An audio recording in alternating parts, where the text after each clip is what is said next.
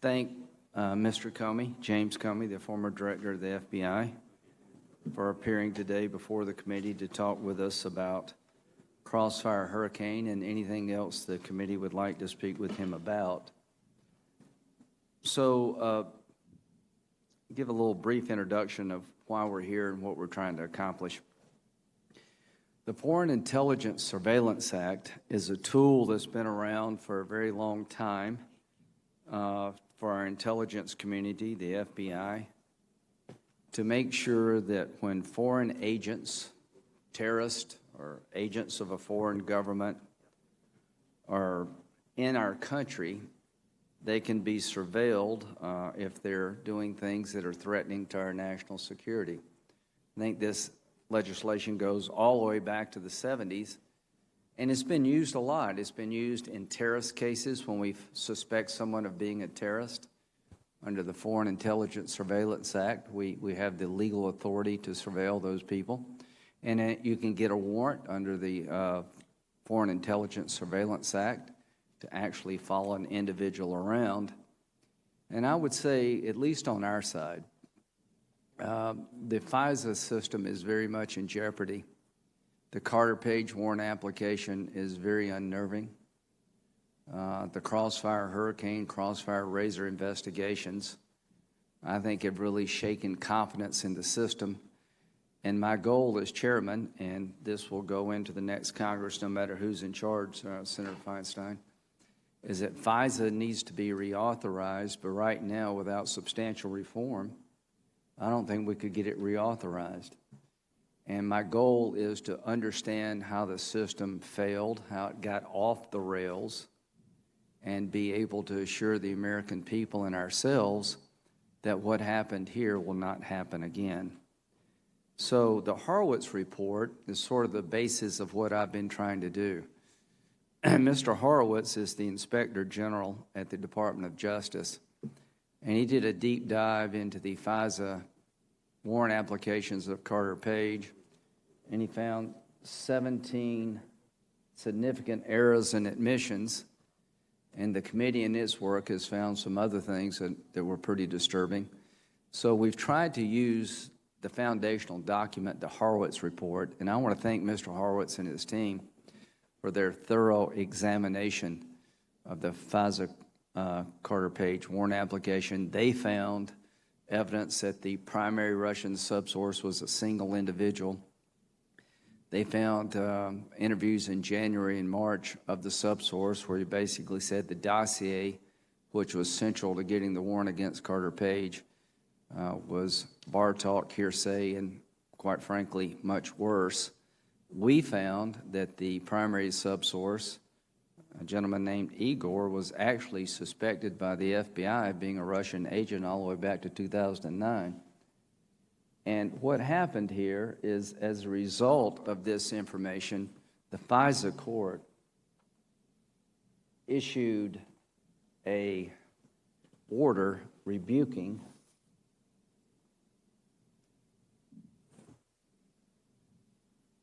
the FBI and Department of Justice conduct. And where's that final paragraph there? This is what the FISA court. The FBI's handling of the Carter Page applications, as portrayed in the OIG report, was antithetical to the heightened duty of candor described above. The FISC expects the government to provide complete and accurate information in every filing with the court. Without it, the FISC, the FISA court, cannot properly ensure that the government conducts electronic surveillance for foreign intelligence purposes only when there's a sufficient factual basis.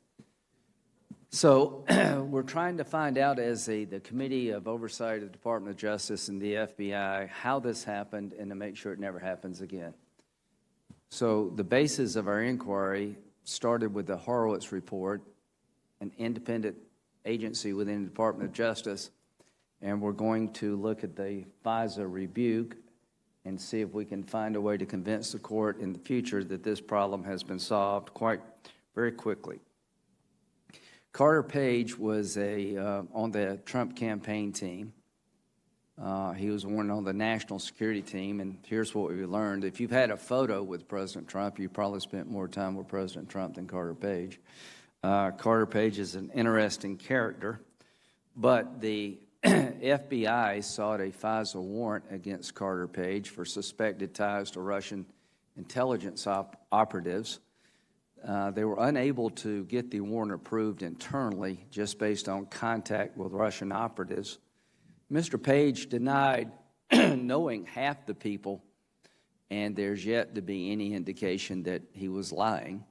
And the other group that he was associated with were foreign intelligence operatives of Russia, but he told the FBI early on, I was working with the CIA. That's why I knew these people. And the CIA confirmed to the FBI that was true, but later on, Mr. Kleinsmith doctored the information coming over from the CIA to say that Mr. Page was not working with the CIA. Why is that important? If the court had known that these contacts had a legitimate purpose, there would have been no basis for the warrant. How would you like, in your case, for the government to alter a document that was exculpatory to you? And that's what happened, and that's a criminal act that's going to continue to be prosecuted, I hope.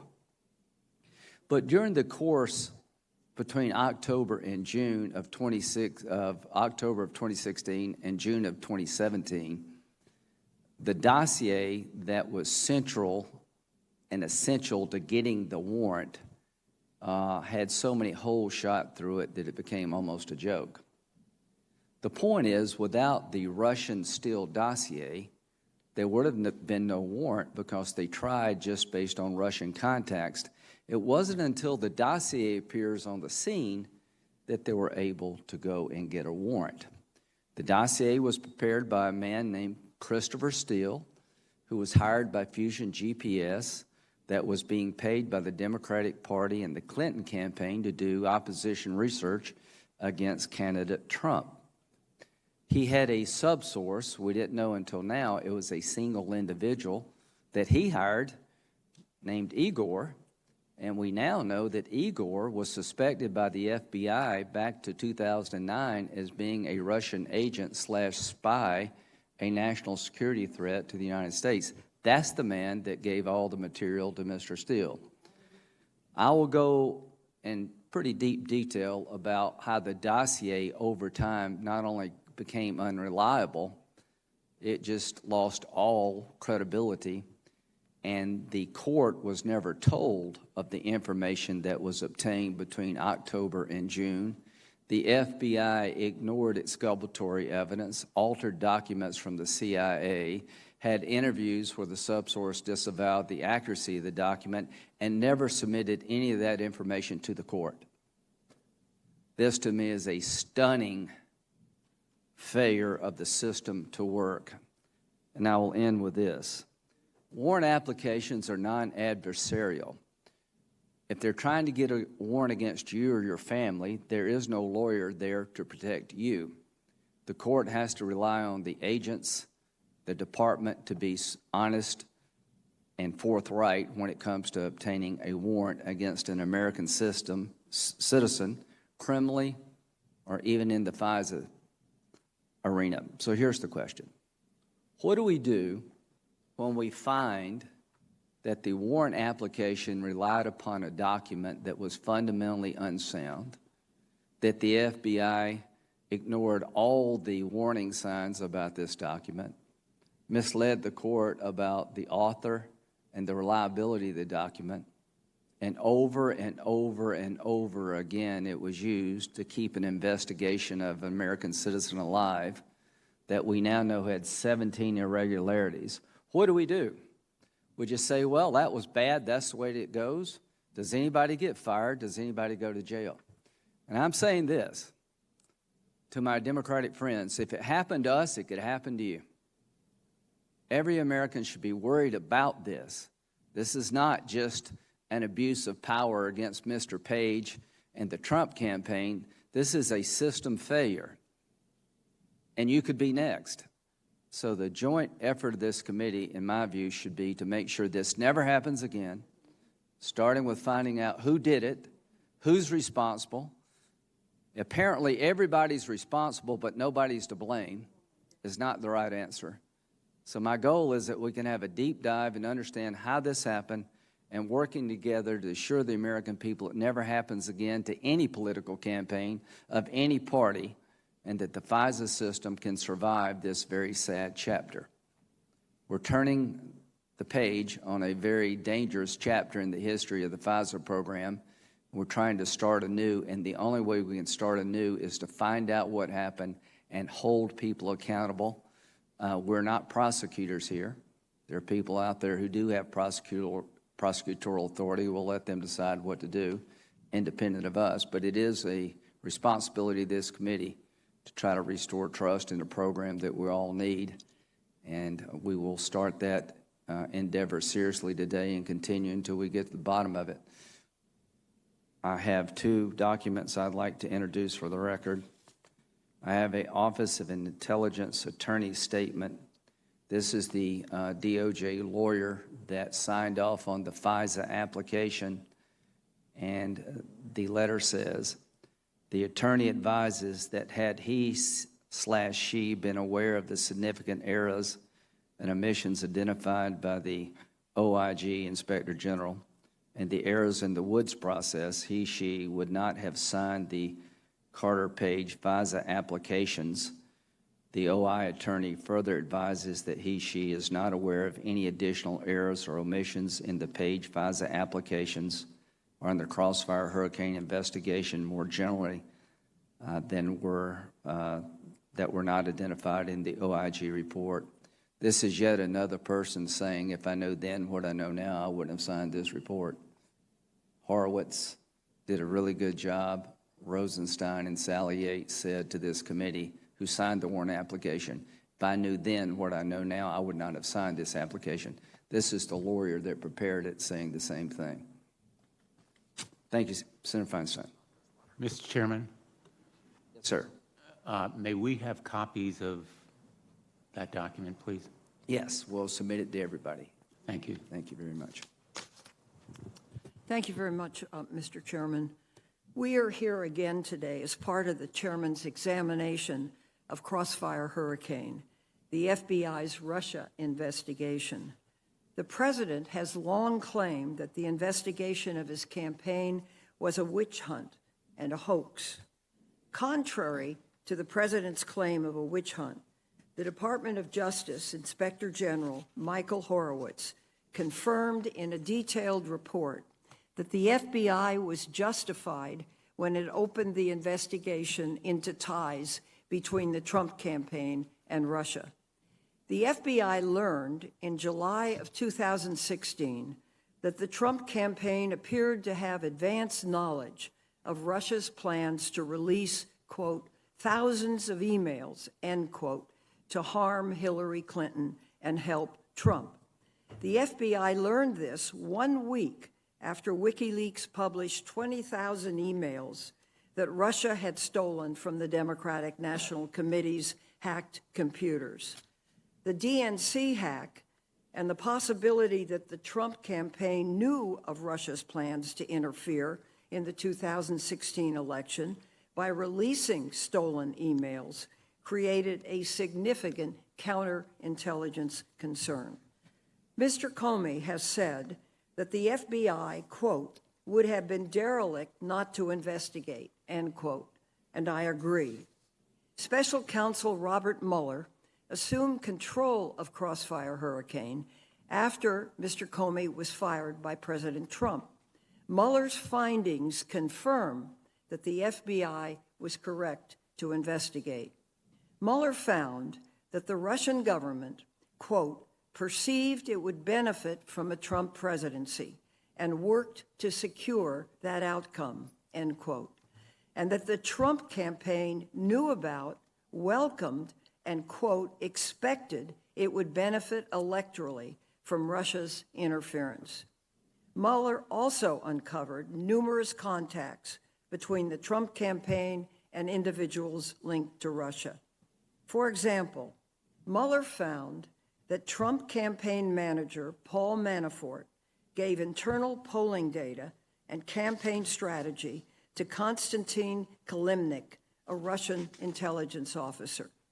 The Senate Intelligence Committee, of which I'm a member, recently issued the bipartisan finding that Manafort was, quote, a grave counterintelligence threat, end quote, because of his ties to Russian intelligence. So think about that for a moment. The president's campaign manager had ties to Russian intelligence and could have used them to share confidential campaign information.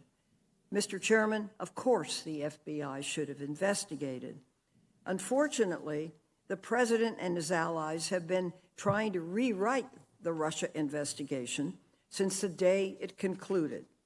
They have seized on errors in the FBI's applications for FISA surveillance on Carter Page to assert that the entire Russian investigation was corrupt. Those errors were serious, but the errors and the so-called Steele dossier, and this is important, played no part in the broader Russia investigation.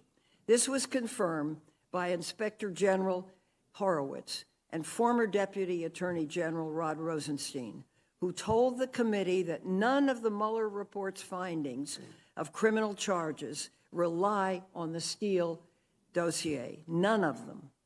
President Trump and his allies also claim that the Russia investigation was a political witch hunt overseen by investigators who hated the president.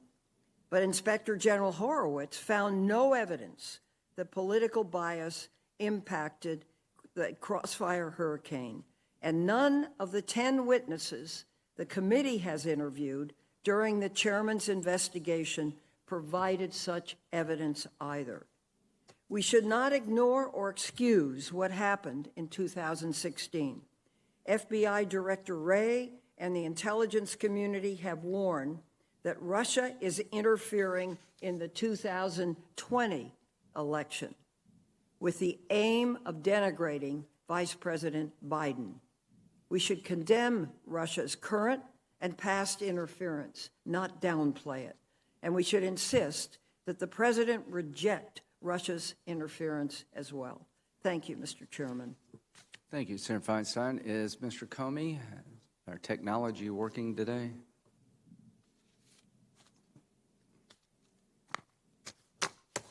Mr. Comey, can you put him up on the screen?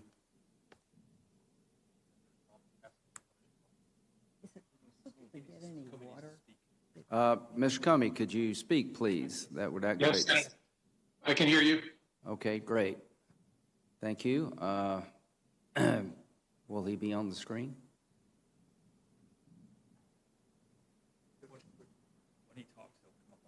Okay, can you count to 10 for us, please? Sure. 1, 2, 3, 4, 5, 6, 7, 8, 9, 10. Well, you did your part. There we go. 11 must have been the magic number.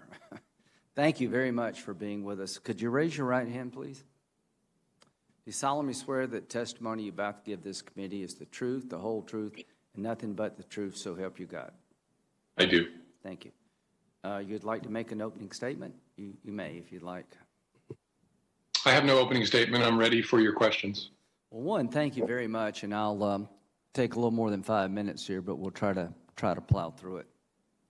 Mr. Comey, on a scale of 1 to 10, with 10 being the top of the line, great, how would you rate the Crossfire hurricane investigation in terms of being done thoroughly, by the book, an investigation the FBI should be proud of? I'm not sure I can apply a number scale, but I would say in the main it was done by the book, it was appropriate, and it was essential that it be done. Okay. So you're proud of it? Overall, I'm proud of the work. There are parts of it that are concerning, which I'm sure we'll talk about, but overall, I'm proud of the work. Okay, sounds good. Okay, when did you first learn of the existence of the Steele dossier? Sometime towards the end of September of 2016. Okay. Do you agree with Mr. Horowitz that the dossier was central and essential to the Carter Page FISA warrant application being approved? I agree that it was important. I can't tell you whether it was essential, and by that I mean that it wouldn't have been granted without the Steele information. Let's go through the application. There are two parts to the application. Was there an effort to get a warrant approved without using the dossier? Yes, my understanding is in the summer they asked DOJ whether they would support moving forward on a warrant application. And they said no, right? Correct. That's my understanding from the Horowitz report. Then you add the dossier, all of a sudden they say yes to the warrant application. Is that a fair statement? I think it's fair to say that DOJ decided to move forward after the Steele information was part of it. Yes, so I would say that it was central and essential based on that. Now, here's what I'd like to ask. The contacts between Mr. Page and alleged Russian operatives are one part of the application, is that correct? That's my recollection. Okay. Did Mr. Page deny knowing people that you accused him of having contact with? I don't remember. I think the Horowitz report says that in the fall of 2016, speaking to an FBI source, he denied knowing certain people, but that's about all I recall. Well, here's the facts. He denied knowing these people, and the FBI is yet to find any evidence that he was lying. The people that he did have contact with, did he tell the FBI that he was working for the CIA and that's why he had contacts with these people? I don't remember that. Do you now agree that the CIA confirmed that Mr. Page was in fact helping them? I know from the Horowitz report that the CIA confirmed he was what they call a contact. So the FBI in August of 2016 had information from the CIA informing the FBI that in fact Mr. Page was a resource. Did you not know that? I did not know of the nature of his relationship with the CIA. What I'm telling you is what I read in the Horowitz report. Do you think it would have been fair for the FBI to tell the court that Mr. Page had a reason to be talking to these people because he was working with the CIA? Would that have been a fair thing to tell the court? I don't agree with your characterization of what Mr. Horowitz found. So No, I'm talking about you as a director. The FBI has in its possession in August 2016 information from the CIA confirming what Mr. Page said, that he in fact was assisting the CIA, which explained the contacts. That was never given to the court. Should they have been informed of that? Because that's exculpatory to Mr. Page. I believe Mr. Horowitz found that they should have at least considered informing Should the court. you're the director of the FBI, would you wish that had been done if you had known about it? I'm sorry, Senator, that what had been done? That you had informed the court that Mr. Page was in fact working with the CIA, and that explains these contacts. Do you think out of a sense of fairness, the court should have been informed of that fact? Again, I don't agree with your preamble. I don't think the record established that he was working with the CIA. I think Horowitz found he was a contact, which means we've got the email from the CIA confirming that he was a source for the CIA. Are you aware of the fact that that email later on was doctored? Again, I don't accept what you said. I don't think the record establishes he was a source for the CIA. I am aware from the Horowitz Why is report. Mr. Klein-Smith facing criminal indictment? I only know what I've read in the public record, that he was accused of You're changing. the director of the FBI. You didn't know that your own agency had information from the CIA verifying what Mr. Page told you, that these contacts had a basis, in fact, because he was working with the CIA. Did you know that Mr. Klein-Smith doctored the email for it to read that there was no association between Page and the CIA, that he changed there was to there was not? How do you feel about that? I know nothing about Mr. Klein-Smith other than what I've read in the Well, public how do you record. feel in general about an FBI lawyer doctoring information exculpatory to somebody being surveilled? Any false statement in the course of an investigation is deeply. But you didn't know anything about that, okay? In October, when the warrant was submitted, the application was submitted, what effort had been made to verify the dossier in October? I don't know specifically. I know the Counterintelligence Division was working to see how much of it they could rule in and rule out. How much time did they spend ruling in and ruling out regarding the dossier in October? I do not. You don't know? I don't. You signed the application. Whose job is it to make sure the facts are right when you present them to the FISA court? Well, the most basic level, the affiant, whoever is signing the affidavit. Did you sign the affidavit? No, I signed a certification, which is required of the FBI director. Okay. Does the FBI director have any responsibility to make sure the facts are right when they're given to the court? Not in connection with the certification, but in general, the FBI director is responsible for everything that's being done underneath the FBI director. What we're trying to find is who provided the application to the FISA court and why was it so flawed? Can you give me a group of people we can look at to hold accountable for misleading the court? Who should we be looking at? To understand the process in general, and in this case, you would start with the Horowitz report, where he recounts all the many people involved in the review, production, and delivery to the court of this application. But you don't know, as the director of the FBI, who actually prepared the application. Is that correct? I do not. Okay.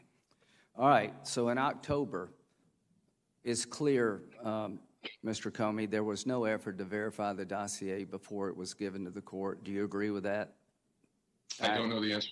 Well, that's the answer. In January of 2017, the warrant application was renewed. Did you sign that? I signed a certification in connection with, I think, Okay. 2 renewals, one in January and one 3 months later. Are you aware of the fact between October and January, the FBI had found that the Russian subsource was on the payroll of Mr. Steele, was suspected of being a Russian spy by the FBI all the way back to 2009? I don't remember learning anything additional about Steele's sources between How can it be, Mr. Director, that the FBI finds in its file that the man that prepared the dossier for Steele was suspected of being a threat to national security, and it doesn't make it up to you?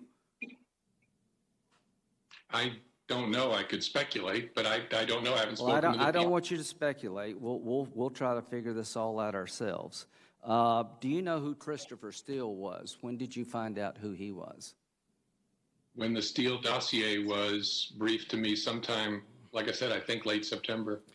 Were you ever told that he hated Trump and he wanted him to lose, and he very much down on Donald Trump as a person? Not that I recall, no. You don't remember Bruce Orr briefing the team about Steele's biases, that you have to really watch this guy? I don't remember Bruce Orr ever briefing me. Do you remember friendly foreign governments putting us on notice that he tends to exaggerate? He goes off on crusades. Did that make it to you? I don't recall that. Okay, thank you. All right, so should the court have been informed in a perfect world that the primary subsource was a suspected Russian spy? At a minimum, the team of the FBI and Justice should have discussed whether to inform the court about that. Were you aware that in December 2016, the CIA tells the FBI they characterized the dossier as internet rumor? I don't recall being informed of that. Were you ever told by the CIA to be careful with the dossier and Steele, that that this is not good craft here? I don't remember ever being told anything like that. Okay. All right, so let's fast forward now. The warrant application is renewed in April 2017. You sign it in January the 12th. You didn't know that the primary subsource was suspected by the FBI of being a Russian spy all the way back to 2009. You didn't know that the CIA had told the FBI the document's internet rumor. Are you aware of the fact that the subsource was actually interviewed by the FBI in January 2017? I don't remember anything about interviews of the subsource. So, as the director, was this an important case for the FBI, or is this kind of a run-of-the-mill thing? The overarching investigation was very important. The Page slice of it, far less. Well, I mean, you have a sitting president of the United States by January 2017. You have a dossier that's salacious as hell that accuses the president of being involved in all kind of sex escapades in Russia and a bunch of other stuff. And you keep using that document over and over again to get a warrant. And here's my question. Every time you found information to put the reliability of the dossier in question, everybody seemed to ignore it and just plowed forward. So I want to know, in January, you're not aware of the fact that the FBI interviewed the primary subsource. Is that your testimony? I do not remember being told about any interview of... Should you have been told about it? I can't answer that because I wasn't, and so I don't know what the considerations were. Well, here's what happened. The primary subsource told the FBI in January 2017, after the dossier had been used twice to get a warrant, that the subsource has no idea where some of the language attributed to him came from, that the context never mentioned some of the information attributed to them, and that he did not know the origins of other information that was supposedly from his contacts. He said the statements were word of mouth and hearsay, conversations had with friends over beers, and were statements made in jest that should be taken with a grain of salt. Did any of that ever get to you? Not that I recall, no. Do you agree that's pretty important information concerning the reliability of the dossier? It's information that should be weighed in light of a variety of circumstances. It's inherently exculpatory. The person who put the document together is telling the FBI, it's Barr talk, it's grain of salt. They tell the FBI, and they keep using the same document. You know how they describe to the court the subsource? You know what they told the subsource in the application, the court about the subsource? That he was truthful and cooperative. Do you think those terms to the court, truthful and cooperative, fairly reflect the interview the FBI conducted in January and March? I know the Inspector General found the disclosure was inadequate in that regard. Not only, Mr. Comey, is it inadequate, it is criminally inadequate. You have a document central to getting a warrant against an American citizen. It is falling apart. The CIA says it's internet rumor.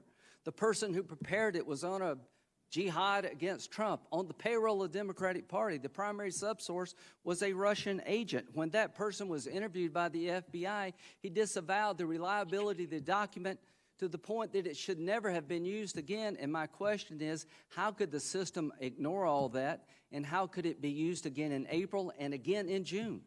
Do you know how that's possible? Again, I'm not going to respond to your preamble. Okay. I think Mr. Horowitz found that it was not disclosed, and a variety of facts were not disclosed. He didn't find intentional misconduct, but he found concerning failures to disclose. All I can say is there a duty by the FBI to inform the court of exculpatory information? There is a heightened duty of candor, which includes exculpatory information and anything that might be relevant to the court's consideration. Do you think it's exculpatory for Mr. Page, for the court to know that when he said the people he met with was a result of him being associated, working with the CIA, do you think that would have been beneficial to Mr. Page? Again, because I don't agree with your predicate to the question, I can't answer that. Well, we got emails, and I'd be glad to show them to you about the association between the CIA and Mr. Page. Do you think it would be only fair for the court to be told that the primary subsource disavowed the document as being rumor, bar talk? You take half of it with a grain of salt. Do you think the FBI owed it to the court and Mr. Page to tell the court about these stunning revelations?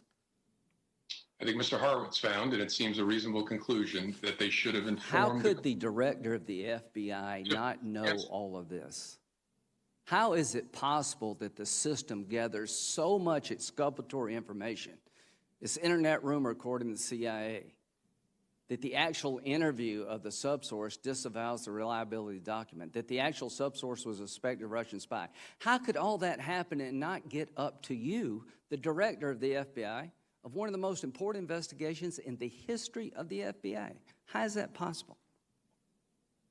I can only speculate because it didn't. And as I said, the investigation overall was incredibly important. The piece you're focused on is obviously important, but a much smaller slice. Well, it's of the very whole. important to Mr. Page. It should be important to every American. Is there anybody there advocating for Mr. Page during the warrant process? No, it's an ex parte application, meaning there's only one side represented. And I just want to understand this. It's an ex parte event. It means that the cops have a duty to tell the court when they find things beneficial to the person under investigation. And over again between October and June, all the information found about the dossier made it less reliable, not more reliable, and you kept using again and again and again. And the question was their bias. At what point in time do you put two and two together? That the people behind this hated Trump, and the reason they ran all these stop signs, they didn't want to take no for an answer.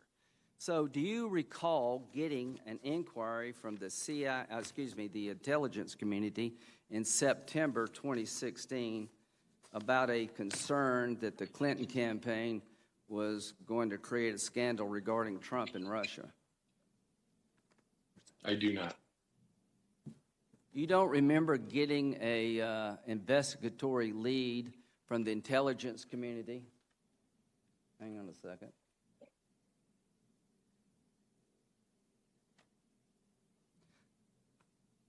Let me find my document here.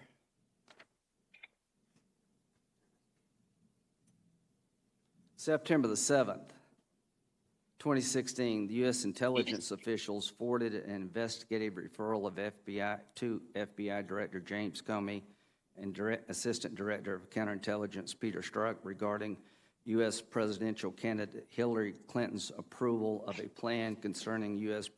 presidential candidate Donald Trump and Russian hackers hampering U.S. elections as a means of distracting the public from her use of a private email server. You don't remember getting that or being taught? That doesn't ring bells with me. Okay. Well, that's a pretty stunning thing. It didn't ring a bell, but it did come to you. Let's just end with this. You get this inquiry from the Intelligence Committee to look at the Clinton campaign, basically trying to create a distraction, accusing Trump of being a Russian agent or a Russian stooge or whatever to distract from her email server problems. And how far-fetched is that, Mr. Comey, when we now know that the Democratic Party, through Fusion GPS, hired Christopher Steele, a foreign agent who had a very strong bias against Trump, who hired a Russian subsource who the FBI believed to be a Russian spy to compile a dossier that was a bunch of crap to be used against an American citizen working for the Trump campaign. You already knew that. Seems to me you'd want to investigate other allegations, but you're telling me that you don't recall this. I'm sorry, Senator, is there a question? Yes, you don't recall this inquiry I just read about September the 2016. No, as I said, it doesn't, again, Do you remember being told? But it doesn't sound familiar. Do you remember being told by the the intelligence community? Remember the episode with Trump in the hotel with the hookers and the dossier? Yes, I remember that portion. Okay, of that's pretty hard to ignore. Do you remember in December, the Intelligence Committee basically said a U.S. intelligence community report contained information about the falsity of the details of Trump's sexual activity in Moscow and assessed that they were the product of Russian intelligence services infiltrating a source into Steele's network. So this is from the Horowitz report. In other words, the intelligence community had assessed that the dossier's description of a sexual escapade was actually a Russian disinformation campaign. Did you know that when it came out? I'm not familiar with what you're reading from. I don't know whether It's in the Horowitz report. I guess what I'm saying is that the Horowitz report has information they had in the file that the whole scenario with Trump and the sexual escapade was Russian disinformation. And you knew that, and you never told the court. To me, that is something that the court should know. If, in fact, the Russians had infiltrated Steele's sources to create this myth about sexual misconduct of the president, that to me seems to cry out for slowing down and stopping, not keep using the document. All I can say is that you believed it would be a dereliction of duty not to look at Trump-Russia. I'm not here to argue that nobody should look. I'm not here to argue that it was somebody other than the Russians who hacked into the DNC. It was the Russians. What I'm here to say is there were ample evidence of the other side being involved with Russia to create a scandal around Trump. They hired a foreign agent on the payroll of the Democratic Party who hired a Russian spy to create a document that was absolutely full of misinformation and complete lies. Did you know there is no Russian consulate in Miami? And the dossier mentions that there was one. Shouldn't the court have been told that part of the dossier is not reliable? Do you also know that Michael Cohen's adventures in Prague never happened? The dossier asserts that Michael Cohen went to Prague on some venture for Trump in Russia, and it never happened. And they know it never happened. They had information from a foreign government saying it's not true, and they never told the court. They never corrected all the misinformation in the dossier.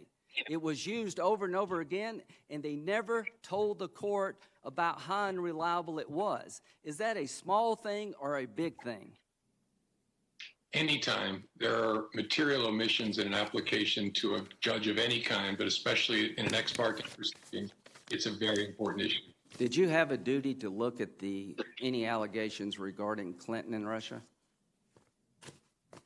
I don't know what you mean.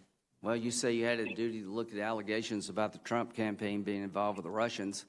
You've got a letter now from Radcliffe saying that they intercepted information about an effort in July where Hillary Clinton approved an effort to link Trump to Russia, the mob. Did you have an investigation to look and see whether that was true? I can't answer that. I've read Mr. Radcliffe's letter, which frankly I have trouble understanding. Okay. Thank you very much.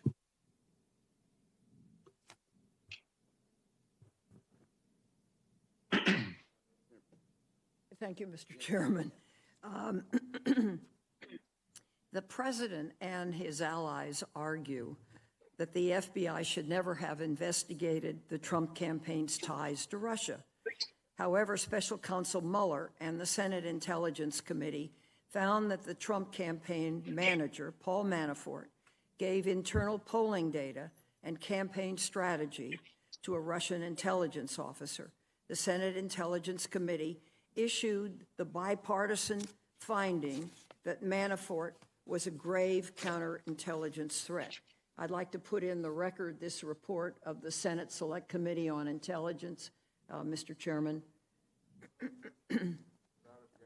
Thank you very much.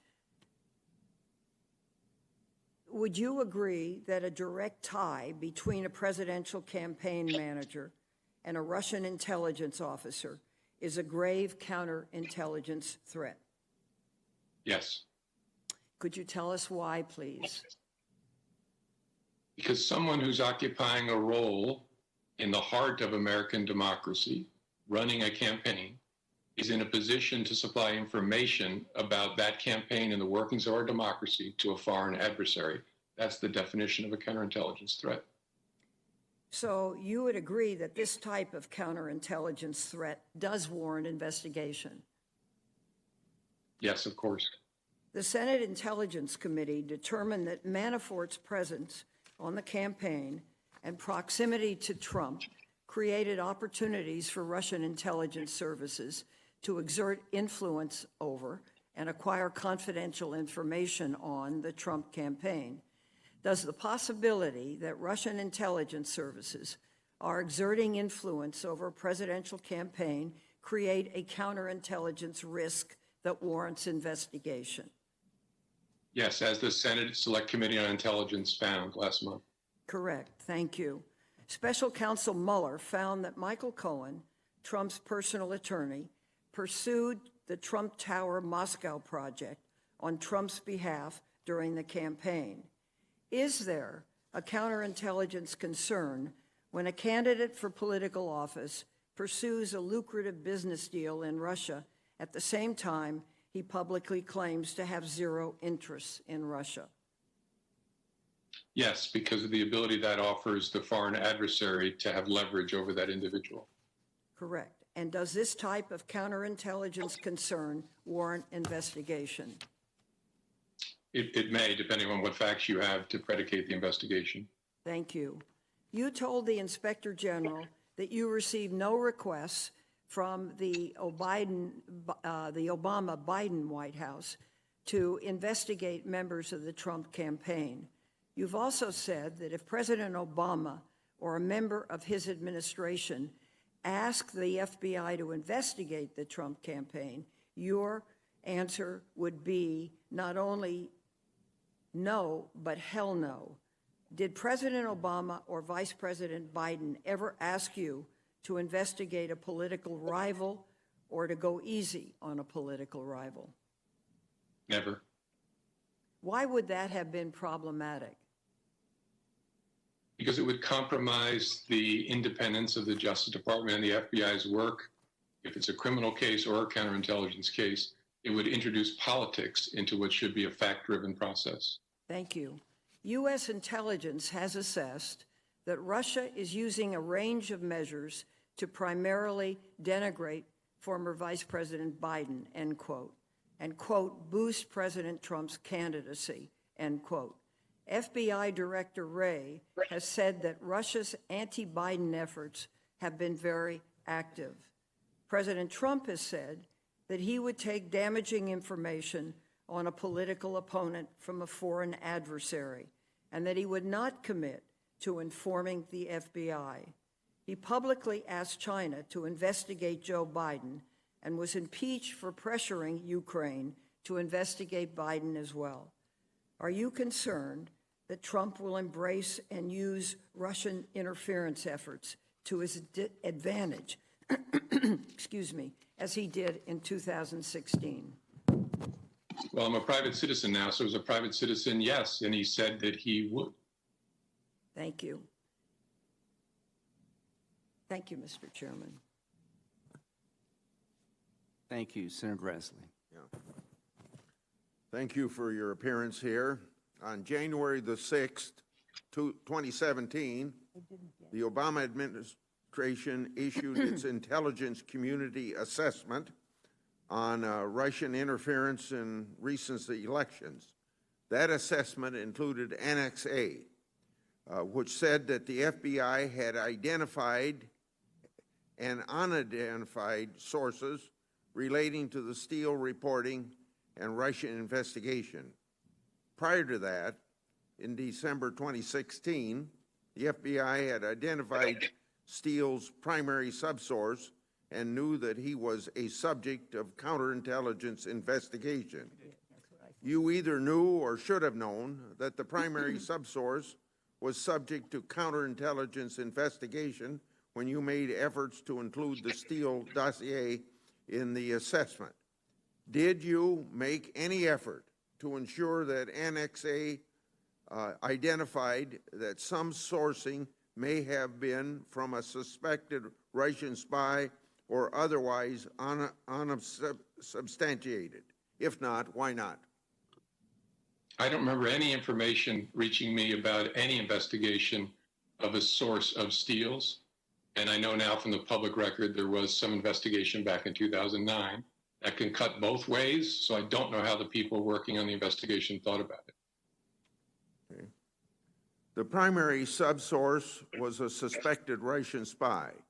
The subsource disavowed elements relating to the dossier. He was subject to a counterintelligence investigation and offered people money for classified information. Shouldn't you have investigated the primary subsource instead of Trump, Page, Flynn, Papadopoulos, and whatever else? I'm not able to answer that question because I don't know the details of the investigation back in 2009. Okay. Thanks to declassified footnotes from the Inspector General, we know the following.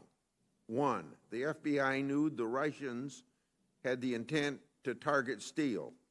2, we see that they had the opportunity to do so by various contacts Steele had with Russian intelligence assets. 3, we see the success of those efforts because some Russian disinformation made its way into the Steele dossier. It looks like both the Democratic National Committee and Russian intelligence services manipulated the FBI under your watch. How could the world's premier law enforcement agency miss all of these signs? I'm sorry, Senator, I disagree with a lot of aspects of your preamble, so I can't answer that one. Well, it sounds to me like you should have known, and it pretty much speaks for itself that maybe you aren't on top of things the way you should have been. Question number 4. On February 14th, 2017, you met with the president, and he allegedly asked you to let Flynn's case go. In any of your meetings with President Trump, did you inform him that the Flynn case was supposed to be closed on January the 4th, 2017, and if not, why not? I don't think I had any conversation with President Trump about Flynn's case except for that February 14th let it go conversation.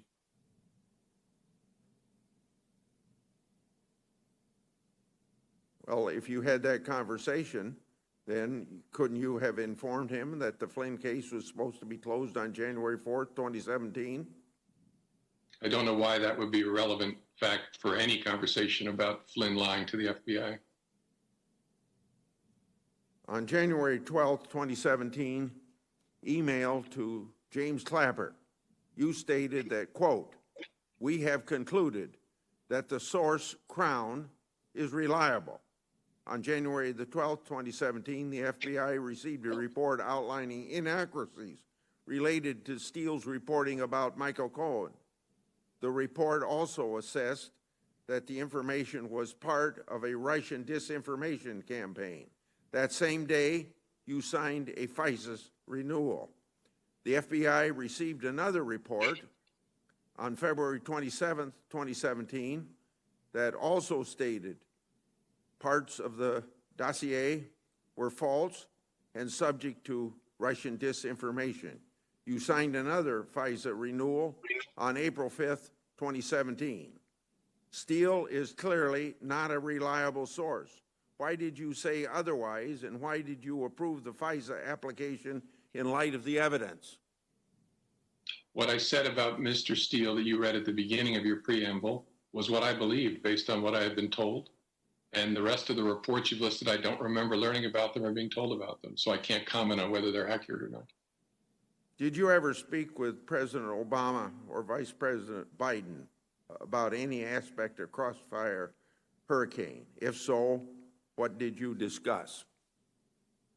I don't remember any discussion. I remember sometime in the summer of 2016, I think August, during a meeting in the Situation Room, I told the president that the FBI was endeavoring to understand whether any Americans were working or associated with the Russian effort to attack the election. I didn't talk about any names, but I believe I alerted him to the general nature of the work. Did you ever speak with President Obama or Vice President Biden about any aspect of the Flynn case? If so, what did you discuss? I remember the Flynn investigation coming up once. I think it was January the 5th, when President Obama held me back to urge me to do the case in the normal way and to let him know if there was any reason that he should not be sharing sensitive information about Russia with the Trump transition. I assured him that I would keep him informed and I would conduct the investigation in that way. During the January 5th, 2017 meeting between you, President Obama, Vice President Biden, Sally Yates, and Susan Rice, did you mention that Flynn's calls with the Russian ambassador appear, quote unquote, appear legit? I don't remember using that word. If I used it, I would have meant authentic and not fabricated. I wouldn't have meant appropriate. But I don't remember using that word. Okay, my time's up. Senator Leahy, I think, by remote. Mr. Chairman, Leahy, are we coming through there at the hearing? you're good. Okay. Well, Mr. Chairman, I'm afraid listening to this from the beginning that this seems more like a political errand for President Trump's reelection effort, and perhaps for some others on the committee. I think it's offensive to all Americans who pay taxes. I realize the president does not. But the Senate apparently has no time to address the deadly COVID pandemic that's surging again. It's taken more than 200,000 American lives. Instead, it seems, Mr. Chairman, your party, Republicans, are obsessed with two priorities. First, a mad rush to confirm a Supreme Court nominee on the eve of a presidential election, just a few days before the Supreme Court will consider the Republican lawsuit to strip millions of Americans of their health care. And then, of course, to once again investigate the investigators who are charged with responding to Russia's brazen attack on our 2016 elections, and then candidate Trump's really brazen embrace of that attack. I've always thought of this as the Senate Judiciary Committee, and I've appreciated my 40 years on it, but I have never thought of it as either the Trump re-election committee or any other re-election committee. And we shouldn't be debasing ourselves this way. Now, Director Comey, you and I have known each other for a long time. You served our country through both Republican and Democratic administrations. I expressed to you some of my strong disagreements with decisions you made as FBI Director, but I also recognize you were placed in truly unprecedented situations. I've never questioned your integrity or your loyalty to the law and to the country. Now, whether Vladimir Putin is interfering in our elections or paying bounties to kill our troops or brazenly poisoning dissidents, it seems President Trump is incapable of publicly criticizing him. The Mueller investigation ultimately decided not to look into any financial relationships between the president and Russia, despite some on the team who believed that it'd be relevant to their central investigation. We now know that President Trump owes more than $400 million in debt to largely unknown sources. In 2014, the president's son said the Trump organization did not rely on American banks for financing. Instead, they received all the funding we need out of Russia. Now, that was a Trump statement, and not anybody else's. Now, you stated that you think it's possible the Russians have something over the president. Why do you believe that this is a possibility? Have you ever felt this way about an American president? I've never felt that way about an American president. And I don't know whether the Russians have something over President Trump, but it's difficult to explain his conduct, his statements in any other way, especially his refusal to criticize Vladimir Putin, even in public. And so it raises a significant question, and obviously the question is only deepened by disclosure, if it's true, of significant indebtedness. Enough to raise suspicions in your mind, based on your experience. Thank you. Now, yesterday, reportedly over the objections of career officials, the Director of National Intelligence, John Ratcliffe, declassified and released unverified Russian intelligence, likely disinformation about former Secretary Clinton. The information was rejected by the Republican-led Senate Intelligence Committee. But Mr. Radcliffe has refused to testify in public about our own intelligence agency's assessment of global threats to the United States, including from Russia. Are you concerned, Mr. Comey, that intelligence leaders handpicked for their partisan loyalties are weaponizing intelligence by selectively releasing foreign disinformation and withholding credible U.S. intelligence assessments? I don't understand Mr. Ratcliffe's letter well enough to comment. It's confusing. It contains within it a statement, I think, that it's unverified information. So I really don't know what he's doing. I see so many of my colleagues on the other side trying to delegitimize the investigation into Russia's documented interference in our 2016 election.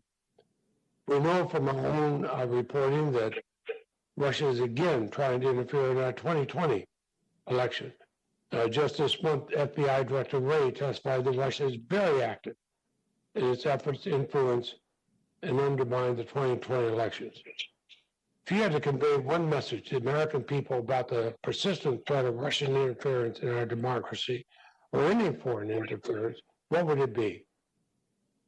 Know that a nation that does not have America's best interests at heart wants to reelect Donald Trump. Let that sink in. Let it guide how you think about the way we ought to conduct ourselves going forward. Thank you. I have a similar feeling. And you, yesterday, the former National Security Advisor, Michael Flynn's lawyer, was pressed by a judge about her communications with the Justice Department and the White House. After initially trying and failing to claim executive privilege, and after making the argument for months that Flynn was not receiving special treatment, she revealed that she has directly talked to President Trump about the case, has asked him not to pardon Flynn. Astonishingly, she also revealed that she talked to a Trump campaign lawyer about the issue as well, as in part of the Trump re-election effort. Now, you once supervised this investigation. What does the disclosure mean for how the Trump administration politicizes its official law enforcement responsibilities? Well, again, I've watched this as a private citizen, read the pleadings in the court case involving former National Security Advisor Flynn, and I think the department's conduct in handling it is deeply concerning, best summarized by the retired federal judge who briefed the issue for Judge Sullivan in the District of Columbia District Court. It's deeply concerning because this guy is getting treated in a way that nobody's ever been treated before. Thank you very much. And Mr. Chairman, I may have, after hearing the other questions during this hearing, I may have some questions for the record.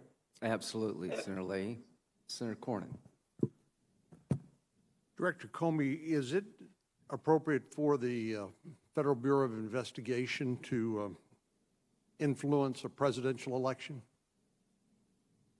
The FBI should do everything it can to avoid having any impact on an election of any kind, including a presidential election. Are you aware of the allegation against you that your handling of the Hillary Clinton email investigation, your press conference on July the 5th, your subsequent announcement that based on Anthony Weiner's laptop information that you were reopening that investigation in the day in the run-up to the election? Are you aware of the allegation that you were responsible for Hillary Clinton's defeat?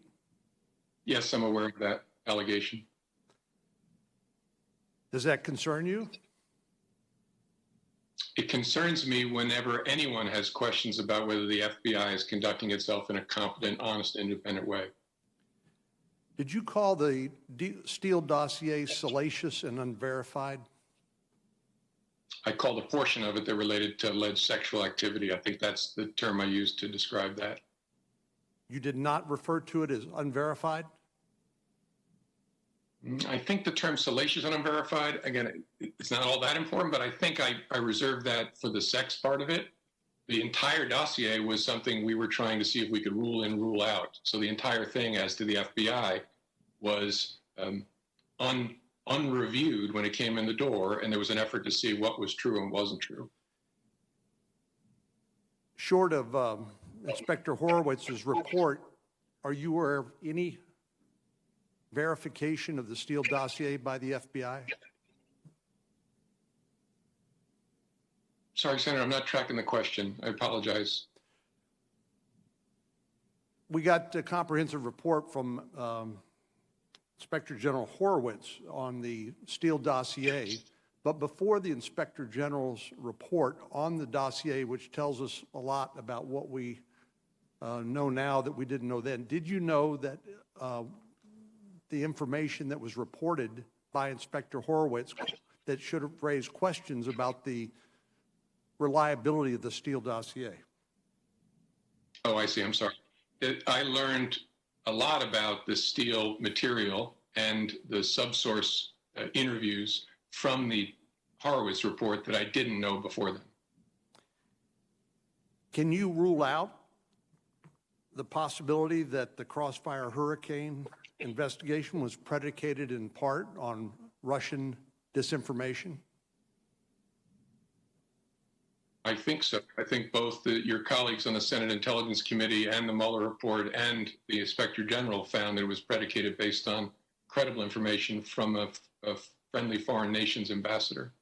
So you're saying even though we know now that the subsource for the Steele investigation, or for the Steele dossier, was a Russian agent, that doesn't, in your view, taint any of the basis for that investigation? First, I think I don't agree with your predication with respect to the FBI's investigation of the subsource, but the investigation wasn't open based on anything from Steele. It was open based on information from an allied ambassador about something a Trump foreign policy advisor said in London about a Russian offer to the campaign of dirt on Hillary Clinton. It wasn't until 2 months later that the Steele material came to the team. The Steele dossier was used to secure a FISA warrant, correct? Correct. Back in January, after the election, the intelligence community submitted a report, intelligence community assessment. Do you recall that? I do. The LCA from January 6th, I think, or 5th. I think that's right. Do you recall a discussion between you and the CIA about whether the Steele dossier should be included as part of the intelligence community assessment? I remember some interaction with my fellow leaders of the intelligence community agencies that were part of that assessment. I don't know whether it was over email or on the phone about how that we were contributing this material to the effort and how they were going to approach it. You don't recall that Director Brennan said it should not be included as part of the ICA because it has not been verified? I don't know whether it was Brennan. I remember being told that the group's view was it was significant enough and consistent enough with other intelligence that it ought to be included, but it wasn't sufficiently corroborated to be in the body of the intelligence community assessment. So they put a brief summary of it in an annex.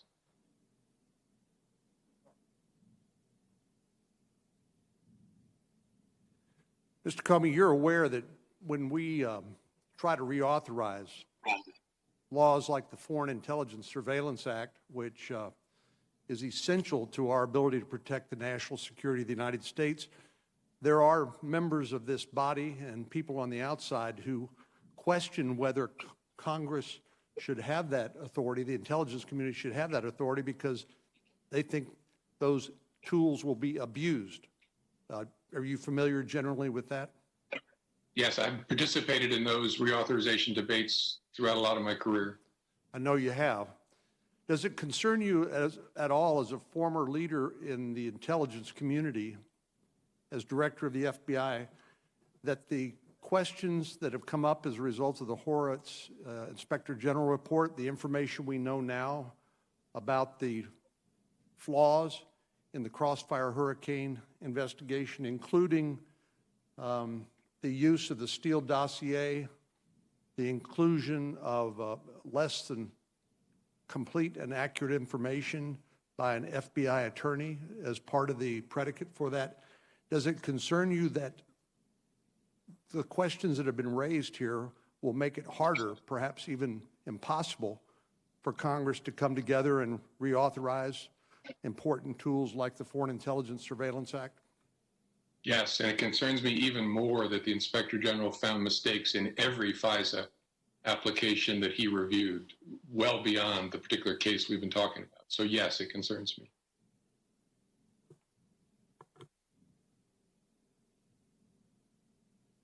Senator Durbin. Thank you, Mr. Chairman. Thank you, Mr. Comey. Mr. Comey, is personal debt an important consideration when an individual is seeking a security clearance? Yes. Why?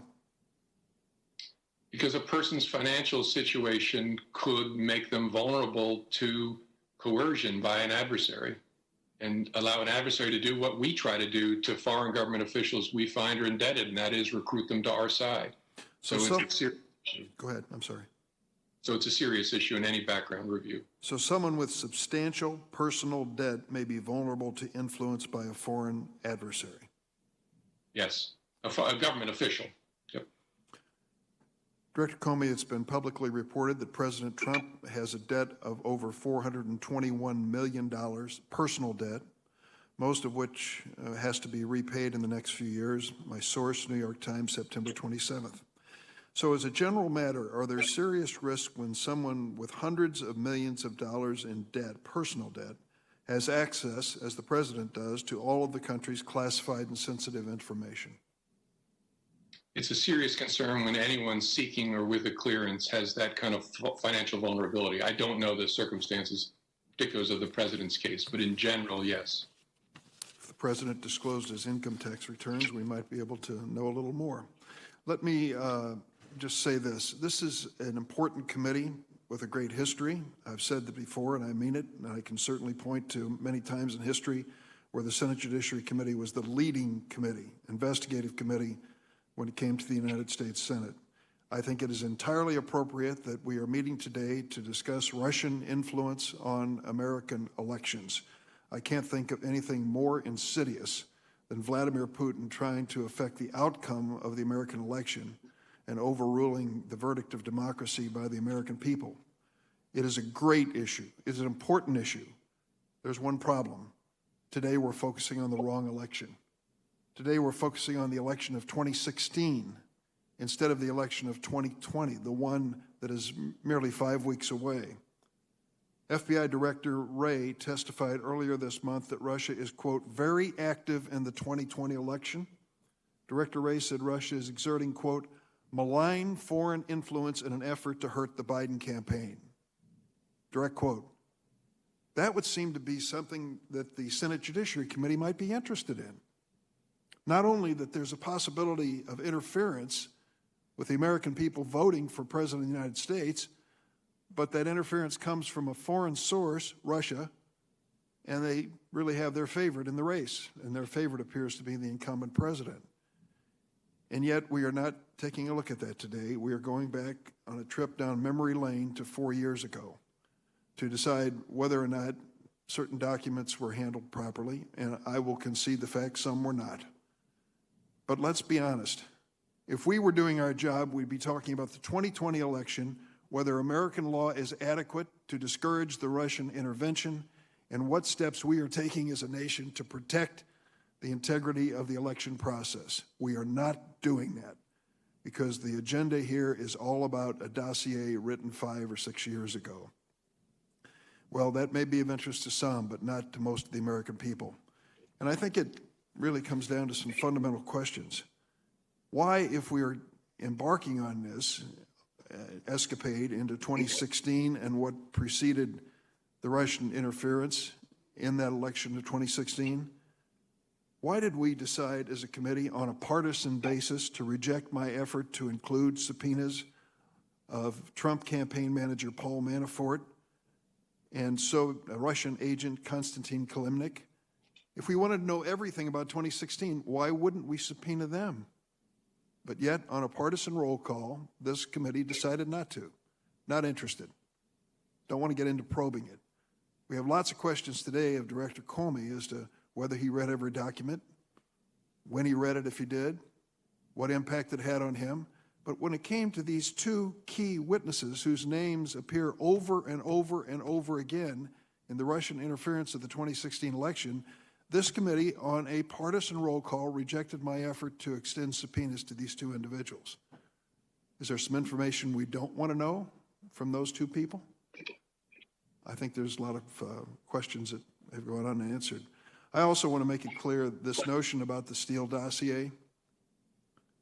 Let me ask you this, Director Comey. Was the Steele dossier the reason that the FBI began looking into Russian interference in the 2016 election? No. Are you aware, Director Comey, that none, not one, of the 37 indictments and 199 criminal counts resulting from the Mueller investigation relied on the Steele dossier? I have read that. I think that makes the case that all of this attention on the Steele dossier, as fascinating as that document may be, did not have direct relevance on the conclusion that the Russians were interfering in the 2016 election or the indictments that followed from the Mueller investigation. If I may, thank you. I'm sorry. My time up? No. Oh, thank you. Let me ask, if I might, on a statement made by the Attorney General. Let's see if I can find this to be sure I got this accurately. On May 18th, Attorney General Barr gave a quote at the Department of Justice press conference. He said, "What happened to the president in the 2016 election and throughout the first 2 years of his administration was abhorrent. It was a grave injustice. It was unprecedented in American history." The Attorney General went on to say, "The law enforcement and intelligence apparatus of this country were involved in advancing a, quote, false and utterly baseless Russian collusion narrative against the president," end of quote. Then he went on to say, "The proper investigative and prosecutive standards of the Department of Justice were abused, in my view, in order to reach a particular result." Director Comey, would you comment on that statement made by Attorney General Barr about the men and women in the Justice Department?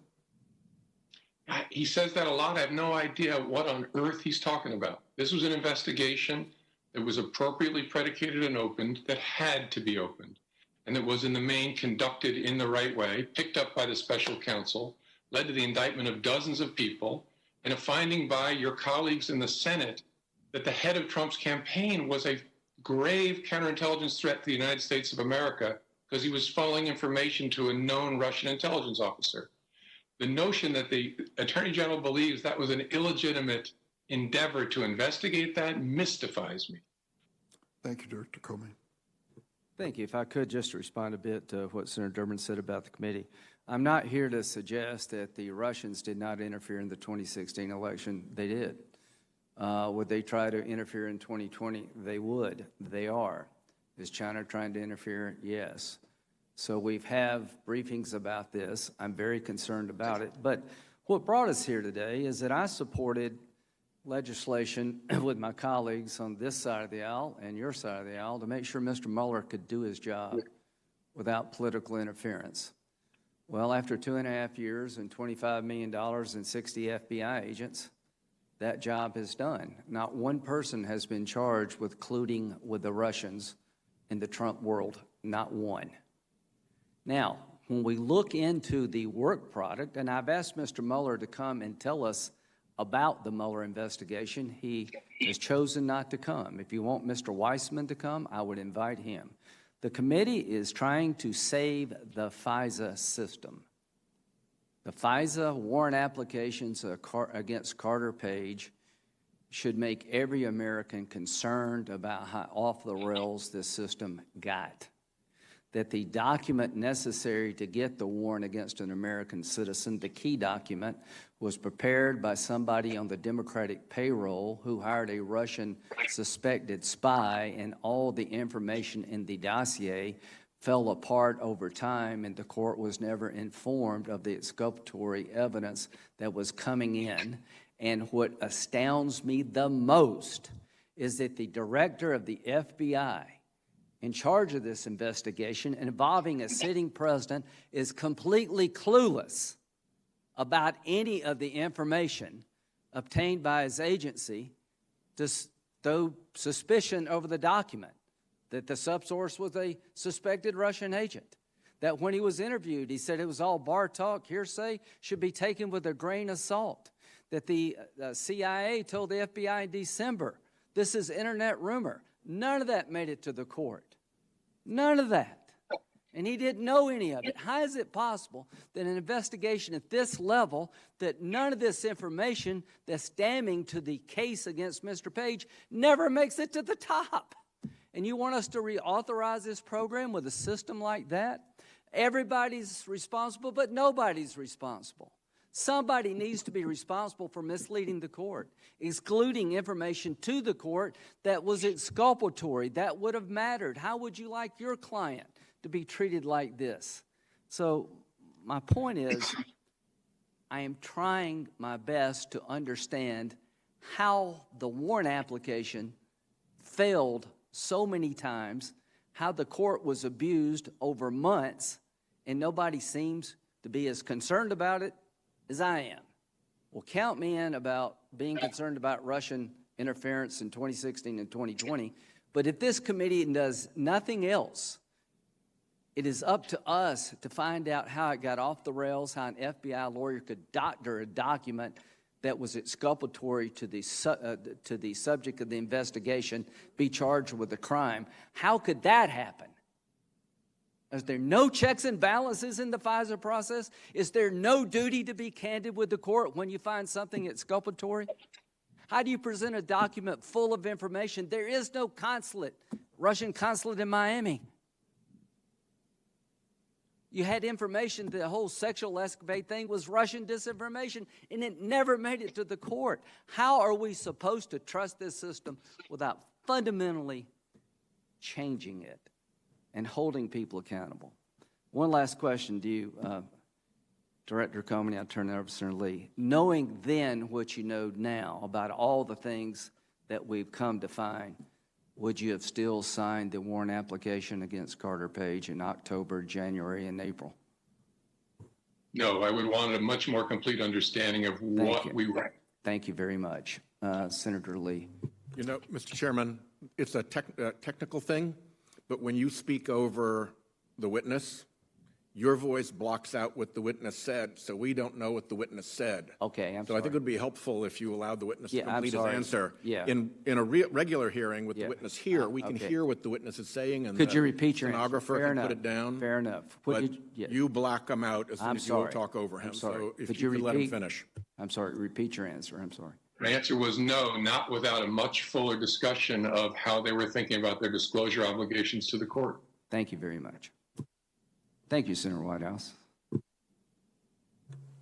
Thank you, Mr. Chairman.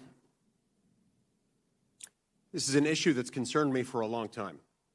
The Foreign Intelligence Surveillance Act has some problems.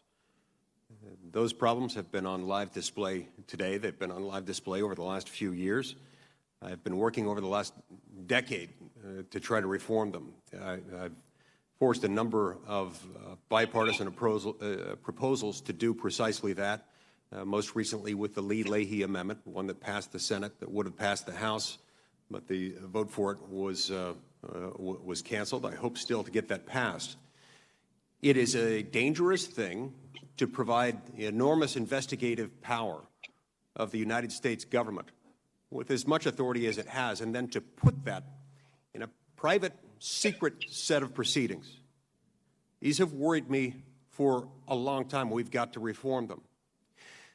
I remember, Mr. Comey, when you were first nominated to be the FBI director. I had been in the Senate for a few years by then. I hadn't had a lot of previous interactions with you, but I knew you, and I felt I knew you well. I remembered fondly some interaction I had with you as a young prosecutor.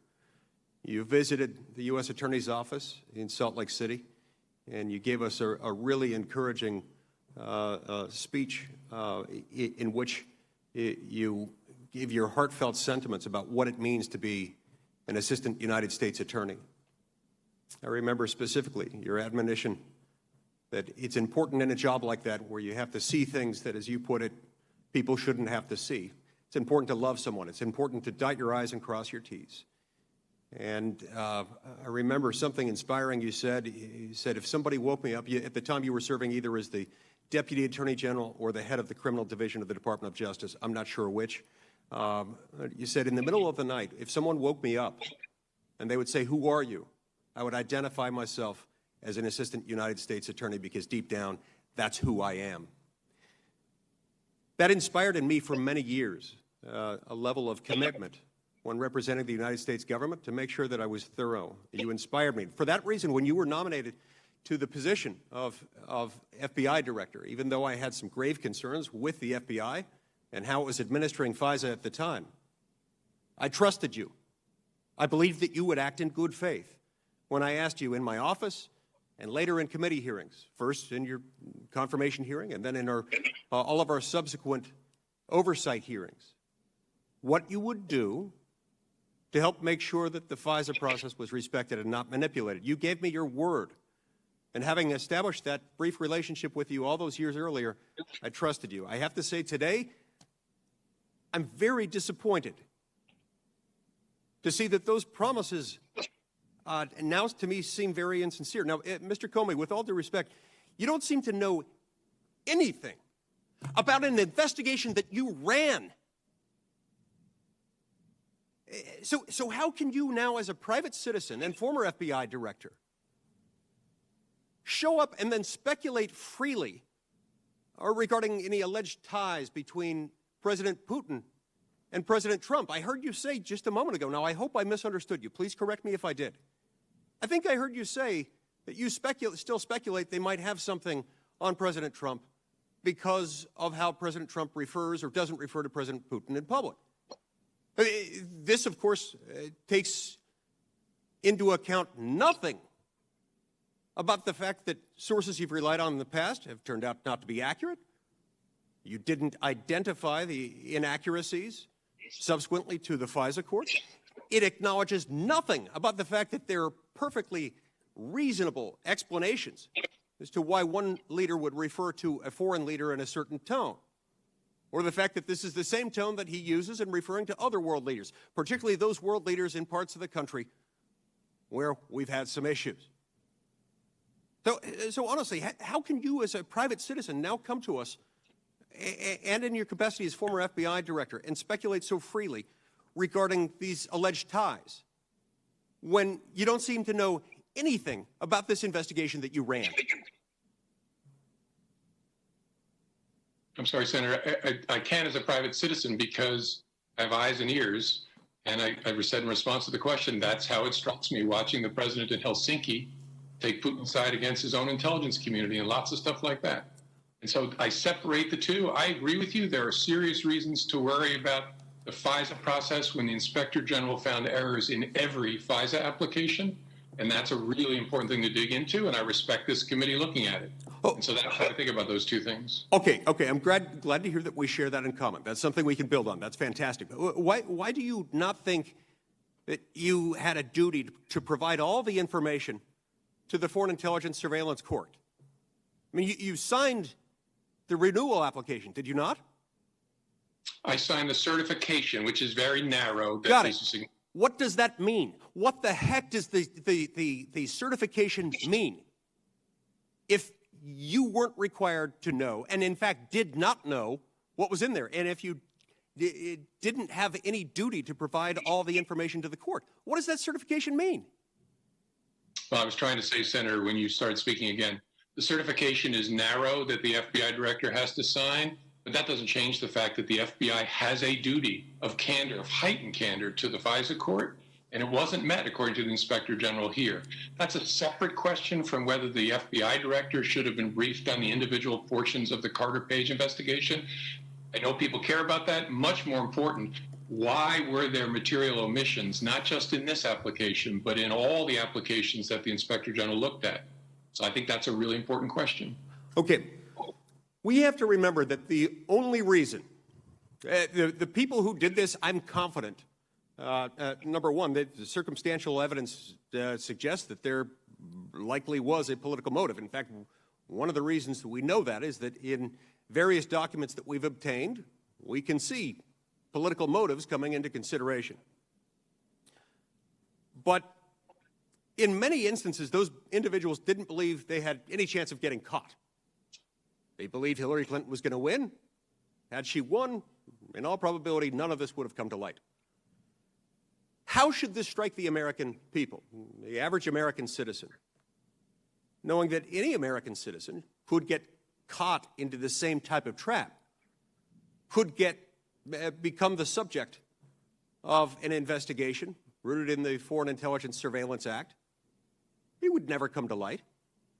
If in this circumstance, where there was always a possibility that it would come to light, and it did come to light because the individual who was connected to the investigation became elected president of the United States, despite the best efforts or perhaps the expectations of those conducting in the investigation. How should they have any confidence in the FISA process when certifications were provided, but the full information wasn't?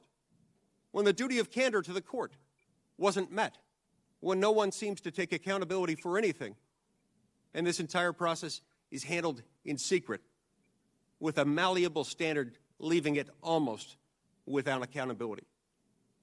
Should the American people have any confidence in the Foreign Intelligence Surveillance Court or in those government lawyers appearing before it? I'm not going to address your long preamble, which I have a significant disagreement with. The American people should always want to know how the government's power is being used, especially when it's being used in secret. How is it checked? How is it overseen? How is it balanced? And we know, because you've been around a long time too, that periodically we discover problems in any ex parte process. The American people should have confidence in the oversight of the Inspector General especially, and of this committee and your counterparts in the House to demand those answers. I think that's totally appropriate. Okay. Mr. Chairman, I see my time's expired. You don't install a wasp nest in your child's bedroom and then express surprise when the child gets bitten by wasps. You don't adopt an ex parte process and then express surprise and outrage when it goes completely unsupervised and off the rails. This is an issue that's neither Republican nor Democrat. It's neither liberal nor conservative. This is a constitutional issue. This is a moral issue, and we've got big problems. We need to pass the Lee-Leahy Amendment, and we need to reform or eliminate the Foreign Intelligence Surveillance Act. Thank you. Senator Whitehouse. Thank you. Mr. Chairman, I am particularly sensitive to the problem of selective declassification because I had to go through being on the receiving end of a lot of selective declassification during the Intelligence Committee's investigation of the torture program. And I will tell you, it is extremely frustrating to have information declassified, in that case out of the White House, that you know can be exploded, completely blown up by other information, but that other information hasn't been declassified, so you can't answer the false implication from selectively declassified information. So from that background, I am really concerned that we are treating this Ratcliffe letter as something at all serious or credible. And Mr. Chairman, I hope very much that nobody from this committee had any hand in generating this letter. We are recipients only, I hope, because if we had any hand in this, that's a real problem. I will point out that with respect to allegation, bullet 1, talking about tying Trump to Putin and the Russians hacking of the Democratic National Committee, that's actually an established fact. With respect to the point about a proposal from a foreign policy advisor claiming interference by Russian security services, that is an established fact. And the U.S. presidential candidate Donald Trump and Russian hackers hampering U.S. elections is also an established fact. So what else you have around here is what looks like just something that got spun up by a political appointee and is now being offered through this committee as having any credibility. And I think that this rings just innumerable bells about the dangers of selective declassification. So there's topic 1. I've got a problem with selective declassification in our proceedings here. Second, I've got a big problem with access to documents. You and I have talked about this. You know that I've made public statements about how the FBI appears to have had a policy, for damn sure a pattern, of refusing to answer questions, refusing to answer QFRs, and many cases to Republican senators, but for sure to Democrat senators. You took that claim seriously enough that you organized a meeting for me with the Deputy Attorney General to explain this policy or this pattern of not answering questions. That was on June 15th, as I recall, and here we are nearly into October, and you know how many answers I've gotten since that meeting? Zero. None. Not a single one. So when it comes to our questions, it looks like it's a total stonewall. In this case, on this matter, the DOJ has given the chairman unprecedented access to information, including deliberative documents, stuff that they wouldn't give us even if they were answering our questions, and classified information, which usually is a mare's nest to get through. 18 separate productions of highly sensitive documents totaling 1,550 pages. So this particular question seems to be getting high-speed special treatment out of the DOJ when in other areas we get a complete wall of silence and shutdown. And the last is, I'm told that there were even private briefings to Republicans only on this matter in which Democrats were not invited to participate. Again, if that is true, a combination of selective declassification, dishonorable and unfair access to documents, and partisan private briefings does not get us off to a good start, going back to my letter to you of June 4th about the hazards of this investigation. So I just needed to say that. I agree with you, Mr. Chairman, that it is worth looking into the question of what is wrong with the FISA process that allowed these repeated errors to happen across a whole array of cases. But it's also interesting to read the Gleason brief, where a retired federal judge, on behalf of a federal judge, accused the Department of Justice under Attorney General Barr of running political errands for the president in order to protect a political supporter and friend of his, Mr. Flynn. And we have exactly zero attention being paid to that. That is a fairly serious matter of interest, I think equivalent to the matter of interest in FISA, but nothing. The current FBI director is talking about present Russian interference in this election right now as we speak to try to get President Trump reelected. Where's the hearing on that? Where are the documents on that? Where's the declassified material on that? None of it. And, you know, I'll go back to what I considered, because I don't have any information because the FBI has given me none, what appears to have been a bogus tip line in the Kavanaugh investigation. Maybe it was, maybe it wasn't, but a question about whether that was a bogus tip line, I think, is something that is worth answering. And yes, it is important that the FISA process was abused, but if an FBI investigation was abused in the Kavanaugh hearings, that's also an important matter. So I don't want to deprecate the importance of what we're doing here, but I do think it stands in a very sharp contrast to other issues with the FBI that are continually swept under the rug and continually stonewalled. The question that I have is something I've raised before, and I'll ask Director Comey, because he's done a lot of investigations. You and I have done investigations as well, Chairman. You've been a prosecutor. If you have an investigation, and if you determine in your oversight as a supervisor that there is a flaw or an omission or a false statement in a warrant application, obviously you should not file that warrant application with the court. The problem is that the committee's questions on the Republican side have always ended there. You would not sign the warrant if you knew that was the case. The problem with that is that you then go on to the next step, and that is just because there was a flaw in a proposed warrant doesn't mean you end the investigation. You're nodding your head. We both agree. At the end of the day, what you then do is you go back and you look at whether the investigation was otherwise predicated with all the falsity or whatever removed and everything accurate that needs to be in there done. And if then the investigation was otherwise predicated, and if then there was otherwise probable cause to continue, Director Comey, do you not then proceed with the investigation with a cleaned up warrant rather than let somebody get off scot-free because of an error that never reached the court? you'd certainly want to go through, I think that's called the Franks process, to understand whether you still have sufficient basis to establish probable cause with the mistakes and omissions corrected. And that is standard FBI practice, correct? Standard prosecutorial investigative practice across the nation. board. Thank you. Hey, respond and turn it over to Senator Cruz. Number one, Senator White House has reason to be concerned about some testimony given in the House by a Department of Justice official about environmental policy. And we will keep plugging away with me and you and Senator Lee because this is a legitimate inquiry. Just to be clear, Chairman, yes, I'm very concerned about the antitrust investigation and who was behind it and why it seemed to violate so many rules and norms. Yes. And when we get around to Senator Lee and Senator Klobuchar's antitrust investigation, which was supposed to be today but has been, I gather, indefinitely postponed, I would hope that we have those documents.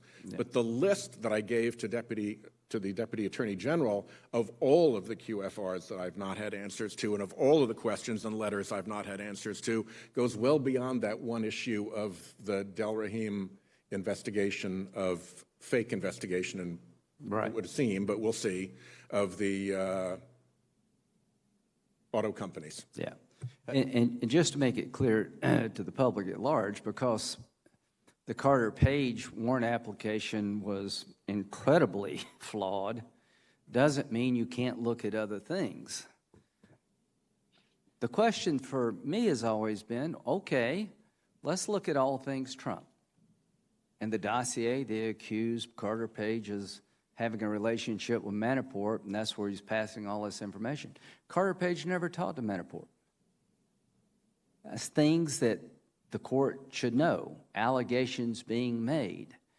We now know that the dossier was a result, at least in part, of Russian disinformation, that the FBI took Russian disinformation from a political party, paid for by a political party, and got a warrant against an American citizen, and that's pretty stunning.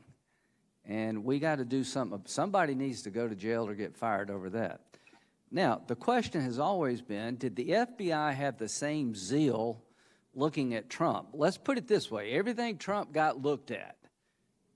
People's lives were turned upside down. $25 million was spent, and nobody's ever been charged with colluding with the Russians on the Trump side. Was there any suggestion maybe the other side was involved in trying to create a Russian-Trump problem for political purposes? We know that Christopher Steele was on the payroll of the Democratic Party. We know that he was working for Fusion GPS. We know that his primary subsource was Igor, the Russian spy. If they were willing to do that, would they be willing to do more? We know in July there's an intercept out there from Russian intelligence analysts that the Clinton campaign is concocting a strategy to tie Trump to Russia. All I'm suggesting is, did they look at that? And Director Comey has told me he doesn't remember getting an inquiry from the intelligence community about a September concern about the Clinton campaign trying to change the subject from the server to Trump Russia. He doesn't remember that. So what kind of system do we have? We look at all things Trump all the time, and when we get exculpatory evidence, we keep looking. When we told it's not reliable, we keep using it. And when there's suggestions that the other side may be up to no good, we just ignore it. That's why the Radcliffe information is important to me. I haven't been privately briefed by anybody, but I'm beginning to understand there was a two-tiered system here. When it came to Trump, there were no rules. Plow ahead, ignore everything, lie if you need to, alter documents. When it came to Clinton, it seems to be a completely different standard, knowing that the campaign had on its payroll a foreign agent who hired a Russian spy to get dirt on Trump. That is the concern I have, and we can't live in a world where you turn the world upside down against one campaign and give the other campaign pretty much a complete pass regarding Russia. Mr. Chairman, since you've responded to me, may I have a moment back to you? Yes, you may. I'll be brief. The only thing I will say is that if you look at the Radcliffe letter, the only thing that it really says is that if it's to be believed at all, there was a plan within the Clinton campaign to point out that Trump and the Russians were scheming in the election. or the Trump campaign and the Russians were scheming in the election. Okay, great. So that predicated fact seems actually to be established truth if you believe the SSCI report and if you believe what Director Wray is saying right now and what the FBI has said all along. So it's really hard to call a campaign's effort to blow the whistle on the other side's communications with Russia and Russia's efforts to support that candidate with the actual efforts to do that. I mean, they're not the same thing. Thank you. I have a completely different view of what Okay, this, but you had a chance to say yours. You gave me the no, chance no, to that's say mine, fair. and I'm grateful It's to you. all fair. I'll yield back, and I thank you for that courtesy. All I know is that the CIA felt Obama needed to know about this, and I take it completely different that this was an effort by the Clinton campaign to tie Trump to Russia, not because of anything they found, because that was part of their political strategy. Senator Lee, you want to say something? Yeah, since the antitrust subcommittee was brought up, I just wanted to respond to that point. As you know, Senator Whitehouse, we had originally scheduled the oversight hearing for today. Because of this conflict with this hearing today, that couldn't occur. I've been in constant contact with Assistant Attorney General Macon Delrahim, who is an outstanding lawyer, one that I've known for 20 years and who I trust. Now, I know you and I perhaps see that differently. Macon Delrahim is eager, not only willing, but eager to come and testify, and to set the record straight again on these issues. He has, in fact, responded to your letter. I don't know whether you've read that response yet or not. He also told me last night, I believe there are more documents that he's either just sent you or about to send you. I'd like to know, instead of just smearing him by saying that he's being evasive, tell me what questions you've asked that he hasn't answered. To my knowledge, he has responded to you. You may not like his responses, but I'll get you the list. Please do. Thank you. Could we? Yeah. Well, we'll resolve this. I gave a list to the chairman some time ago, and I support assumed that White would be House's passed on to efforts you. I think it's important that we do this. And I don't want to be in a situation in which he comes in and I don't have the chance to do the preparation for a meaningful hearing. Yeah, I totally get that. Mr. Chair, maybe you can help us get this hearing, being the ranking on that subcommittee, because I was willing to do it tomorrow. I'd be willing to do it any day next week. It looks like we're going to be back. We'll be back. Both Senator Whitehouse and I are going to be back the week after that for the Supreme Court hearing. I just think it's really important that we go forward. There's major tech investigations going on, and we were going to have both the head of the FTC and the head of the Antitrust Division. So I hope we can schedule this. I thought it was really unfortunate this got canceled because of this hearing. Yeah, well, I think this hearing's important, and I agree what you're warning is important, and we'll get there. Somehow we'll get there. Senator Cruz. Thank you, Mr. Chairman. Returning to Mr. Comey. Mr. Comey, you testified earlier today that you have concerns whenever the FBI doesn't operate in a, quote, competent and honest way. In your judgment, was the way that the FBI handled the Russia investigation, the surveillance of the Trump campaign, the Carter Page FISA application, the Michael Flynn investigation, was that handled in a competent and honest way? First, Senator Cruz, there was no, to my knowledge, surveillance of the Trump campaign. I think the overall investigation of the Russian interference and whether Americans were associated with it was conducted in an honest, competent, independent way. Okay. So, Mr. Comey, you're saying it's competent and honest. I assume you've read the Horowitz Inspector General report, which found 17 significant errors or omissions in the Carter Page FISA application. So in your view, 17 mistakes lying to the court is competent and honest? Well, I've read the report. I don't believe he concluded there were lies to the court, but there are significant and important failings in the way in which the Carter Page FISA was prepared and renewed. All right, Mr. Comey, let's go directly to lies. The Inspector General report concluded that Mr. Klein Smith, an attorney who worked for you in the FBI, deliberately altered an email. He had emailed the CIA to ask if Carter Page was a source. The CIA came back and said, yes, he was a source. And Mr. Klein Smith, your lawyer, altered that email to add the words, not a source, to make the email say precisely the opposite of what the CIA said. and that fraudulent document was then used as a basis for a fraudulent submission to the FISA court. You believe that is honest and competent, Mr. Comey? I don't believe you've offered an accurate summary of the Horowitz's findings. Mr. Comey, I have the report right in front of me. Page 254 describes how the lawyer, specifically the words "and not a source," had been inserted in the response, directly reversing what the CIA says. Was it practice in your FBI to fraudulently alter evidence that you submit to federal courts? It was not the practice in the FBI to fraudulently alter anything as presented to federal courts. Well, it is difficult to say that an investigation that featured fraudulent evidence is competent and honest. But let's move on to something else. The predicate of much of this investigation was the Steele dossier, which has now been totally discredited as garbage. When did you learn that the Steele dossier was being funded by the Democratic National Committee and the Hillary Clinton campaign?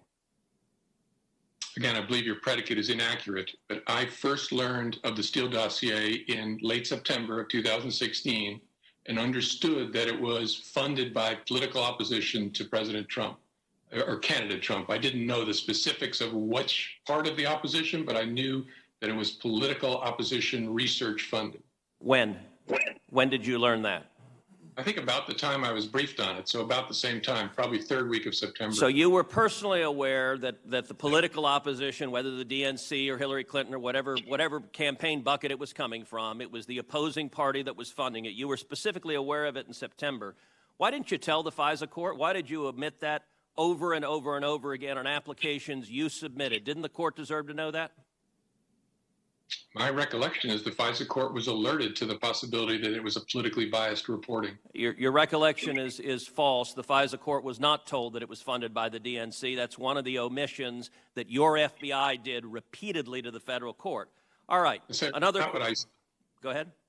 That's not what I just said. So. What did you just say? I said my recollection is the court was alerted that there was potential political bias in this reporting.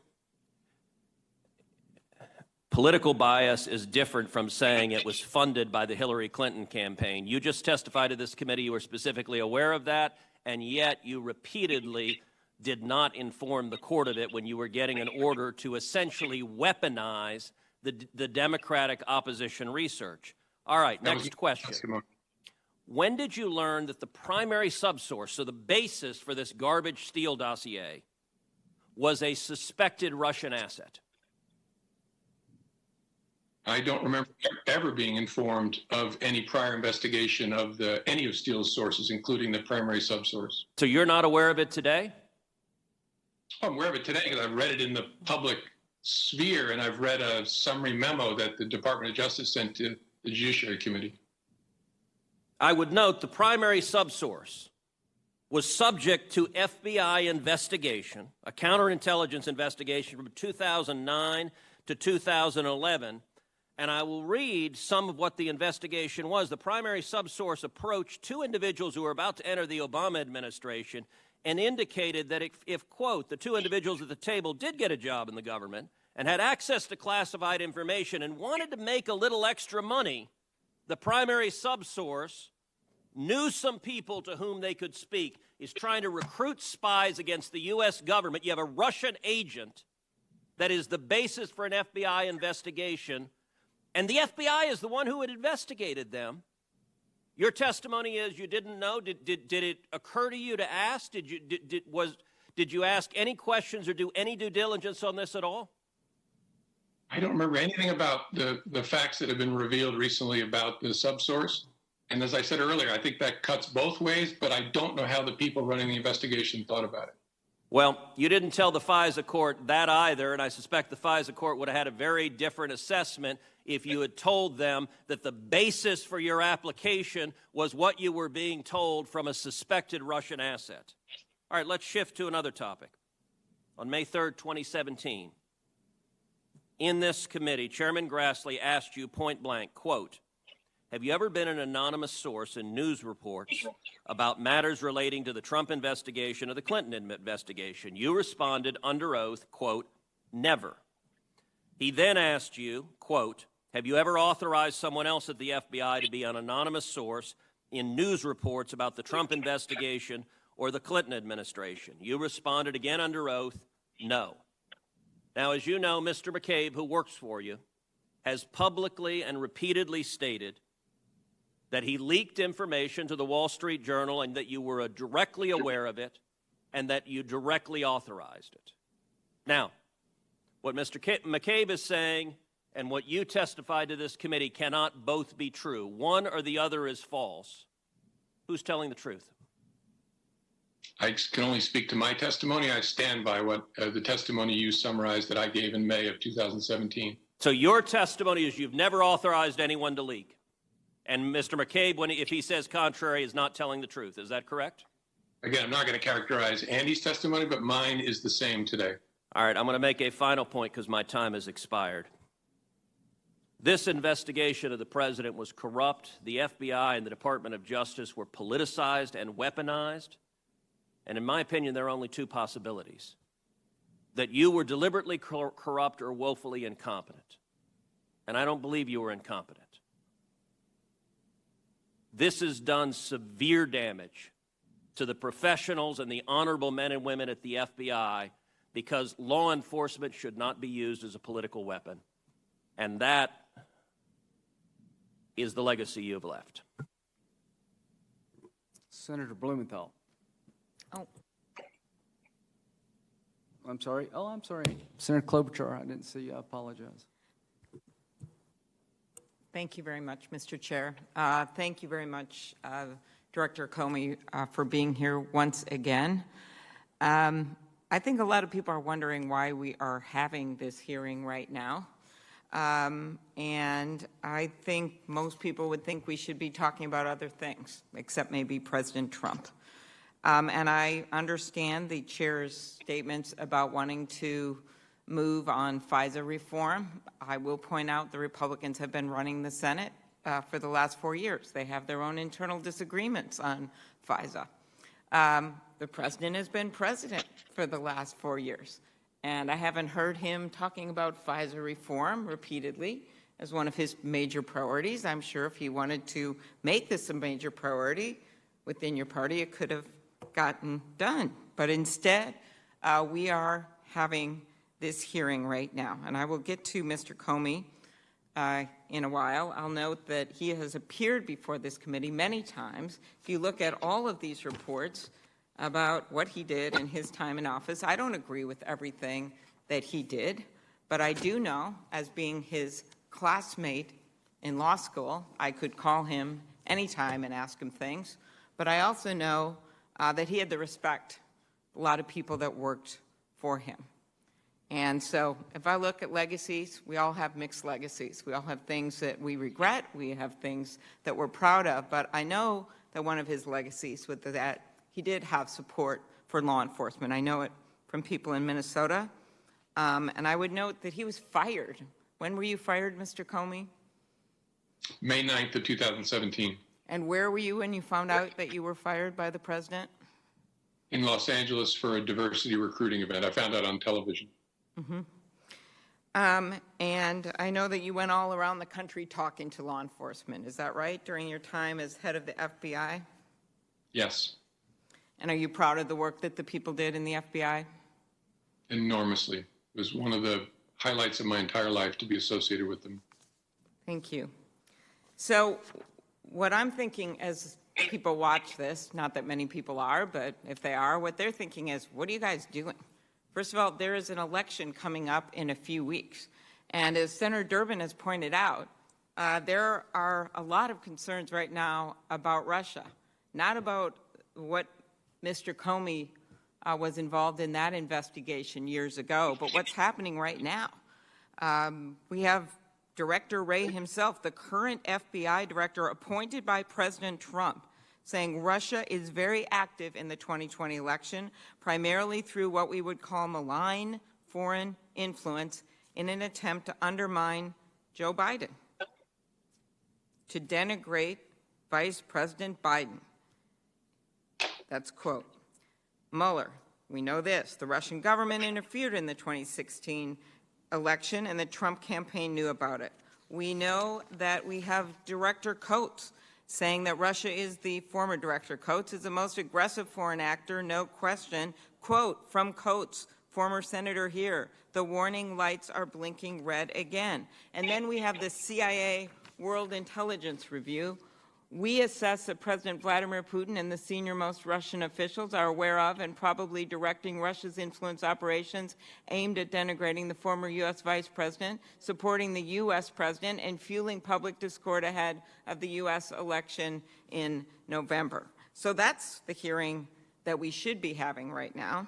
Or, as was pointed out by Senator Whitehouse, we could be having the hearing we were supposed to be having right now, which is the head of the Antitrust Division of the Justice Department and the head of the FTC. Well, we've got fraud going on during this pandemic. We could be asking them about innocent people being hurt. We could be asking them about, as Senator Whitehouse has pointed out, what in the world is going on over at the Antitrust Division, why they devoted so many resources to marijuana mergers. And we could be asking them the results of their tech investigations, which is now basically 20% of the stock market. Those are pretty important things.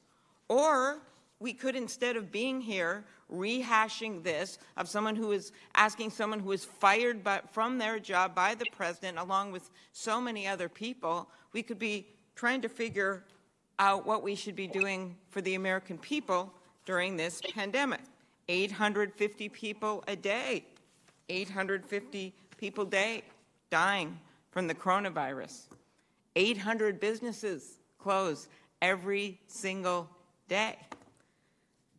But here we are rehashing this. So to me, if anyone watched that debate last night, since I believe that's why we're having this hearing, because we're just a few weeks out, we may as well be pretty blatant about it. If anyone watched the debate tonight and last night and saw the president in all of his heckling glory, I think what they saw was someone who is trying to undermine our elections, spreading falsehoods about voting by mail, when in fact so many people in this building and Republican governors across this country have said it's perfectly safe to vote by mail.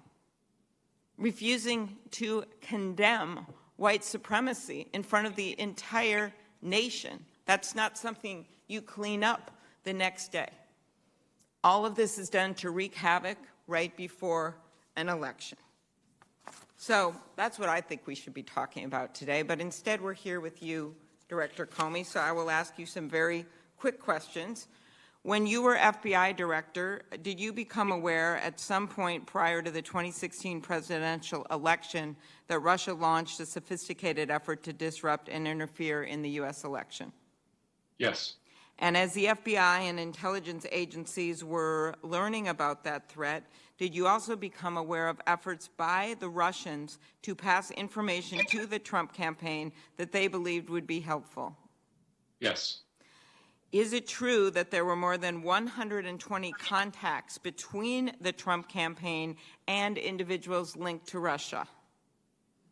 I think that's the number I recall from the Senate Intel report and the Mueller report, somewhere in that area. Do you agree with the Trump administration intelligence officials that I just quoted, including your successor at the FBI that President Trump appointed, that Russia is emboldened and trying it again? Yes, I accept what Chris Wray, the FBI director, said. He's a person of integrity, which makes his life difficult now, but the American people can trust him.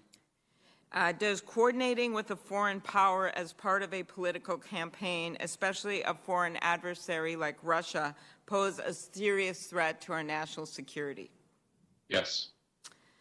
And why do you think, since again, we have chosen to have this hearing literally weeks before the election, throwing aside all other subjects that we could be devoted to at the time, why do you think that nearly 500 national security experts, including former military leaders, have said that the current president has demonstrated that he is not equal to the enormous responsibilities of his office?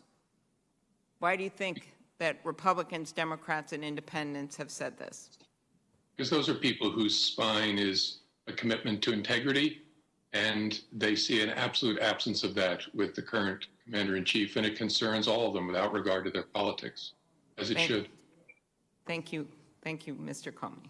We will, if okay, do Senator Sass and give Mr. Comey about a 10-minute break and restroom break. Is that okay, Mr. Comey? Yes, sir. Okay, great. And just one response to Senator Klobuchar, who I consider a friend. I'll be honest with you. You wouldn't be having this hearing, and everybody in the world knows it. The Horowitz report, which is damning, was never appeared before the House Judiciary Committee. Y'all don't care. As a party, you seem to be only worried about Trump and Russia, and when there's evidence coming out of every corner of the world that the Russians played the FBI through a DNC operative, that's just of no consequence. Let the American people know. If you were in charge, we wouldn't know any of this. Senator Sass. Thank you, Chairman.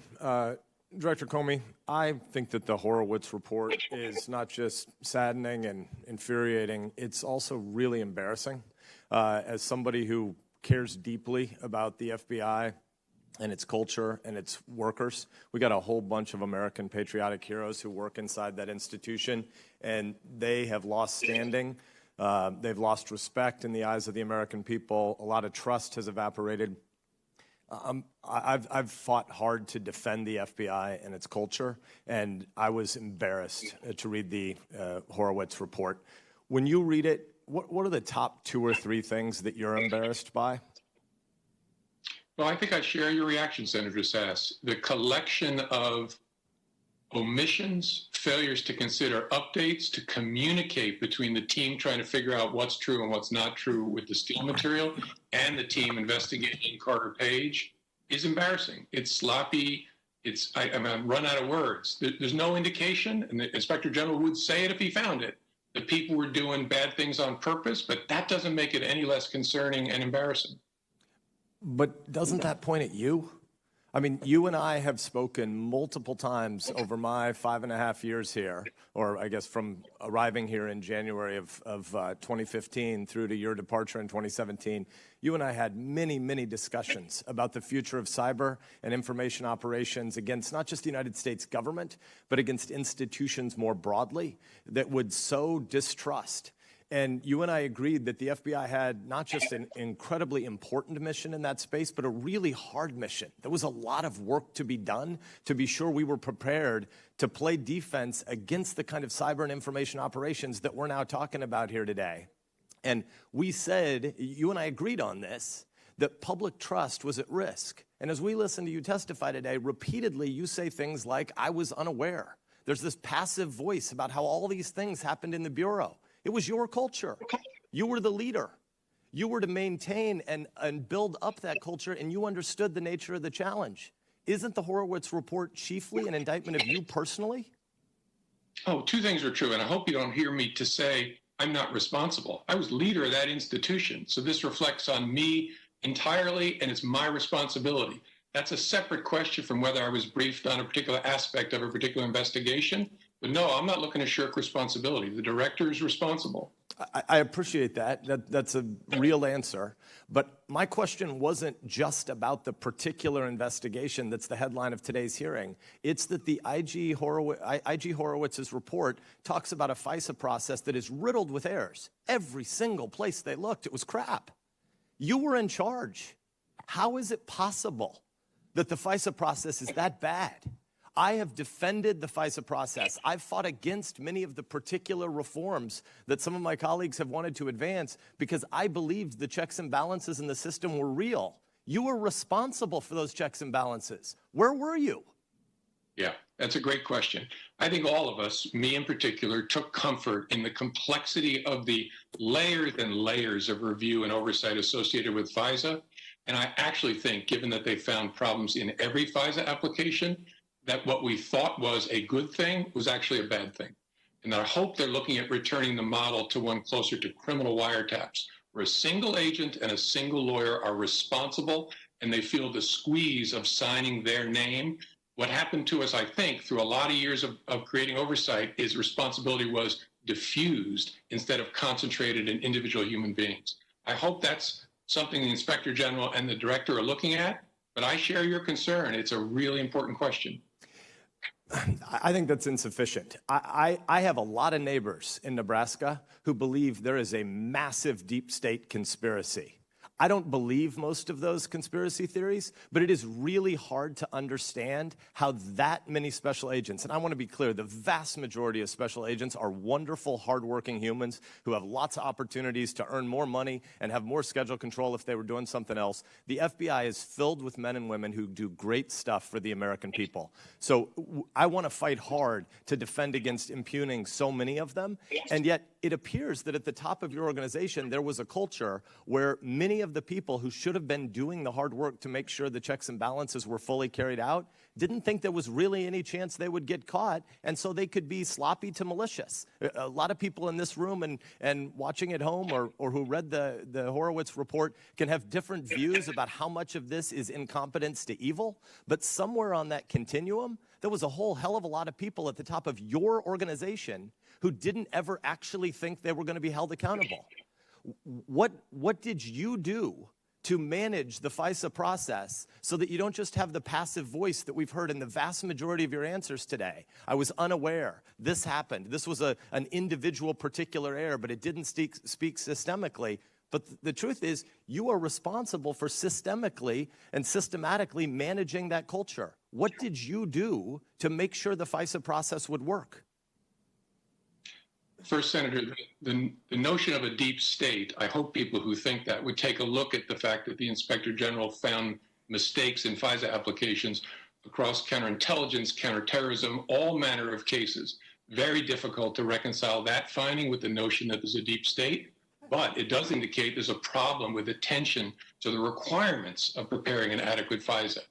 I clearly didn't do enough. I believe that our process, which I kept myself closely informed about, was robust, well-staffed, had great manuals and all those sorts of things. I was clearly wrong about that and had too much confidence in that oversight regime. And I think, based on my experience, that the problem may well be deceptively simple. The responsibility was spread among dozens of people instead of being focused the way it is in a criminal case. But the leadership in your office didn't have oversight of the dozens of people who would sign off on the most important investigations. The Bureau has done amazing things in its century of existence, and there have been lots of high-profile investigations.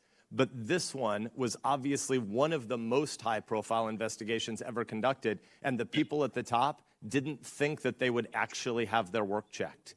Mr. Chairman, I continue to believe that we have to explain to the American people why the FISA process is important.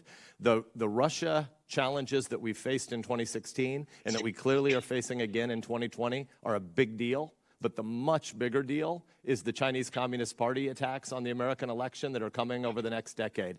Putin is clunky as heck in how he does everything he does.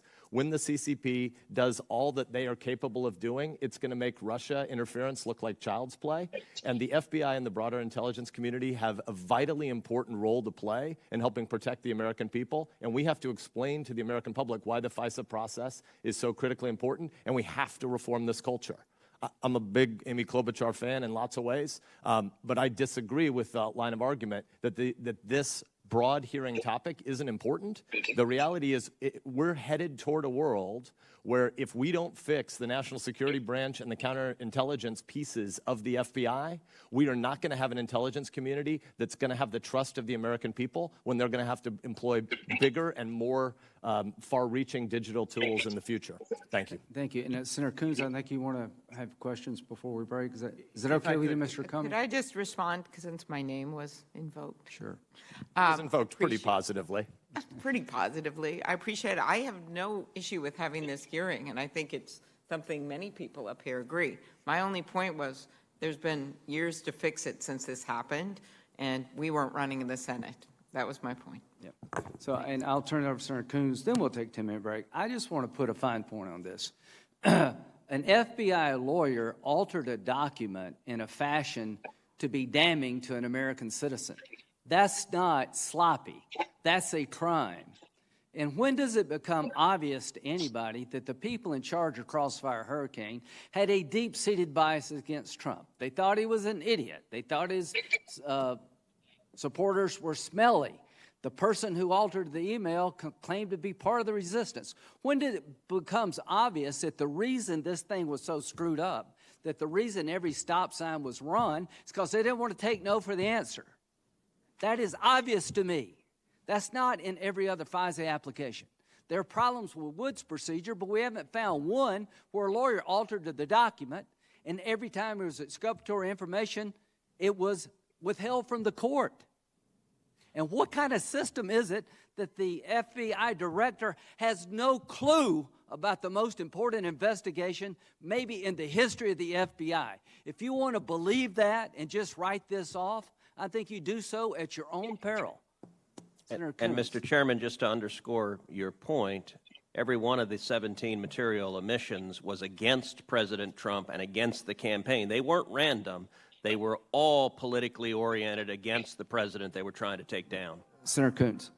Thank you, Mr. Chairman. Thank you, Mr. Comey, for your testimony today and for engaging with us in this vigorous and thorough review of matters that occurred now 4 and 5 years ago, but that remain relevant and important. But I want to remind all of us the context in which this hearing is taking place. We have 34 days to our presidential election. More than half the states have already started voting. We're in the middle of a pandemic, an economic crisis, a time of heightened racial tension and concern about criminal justice.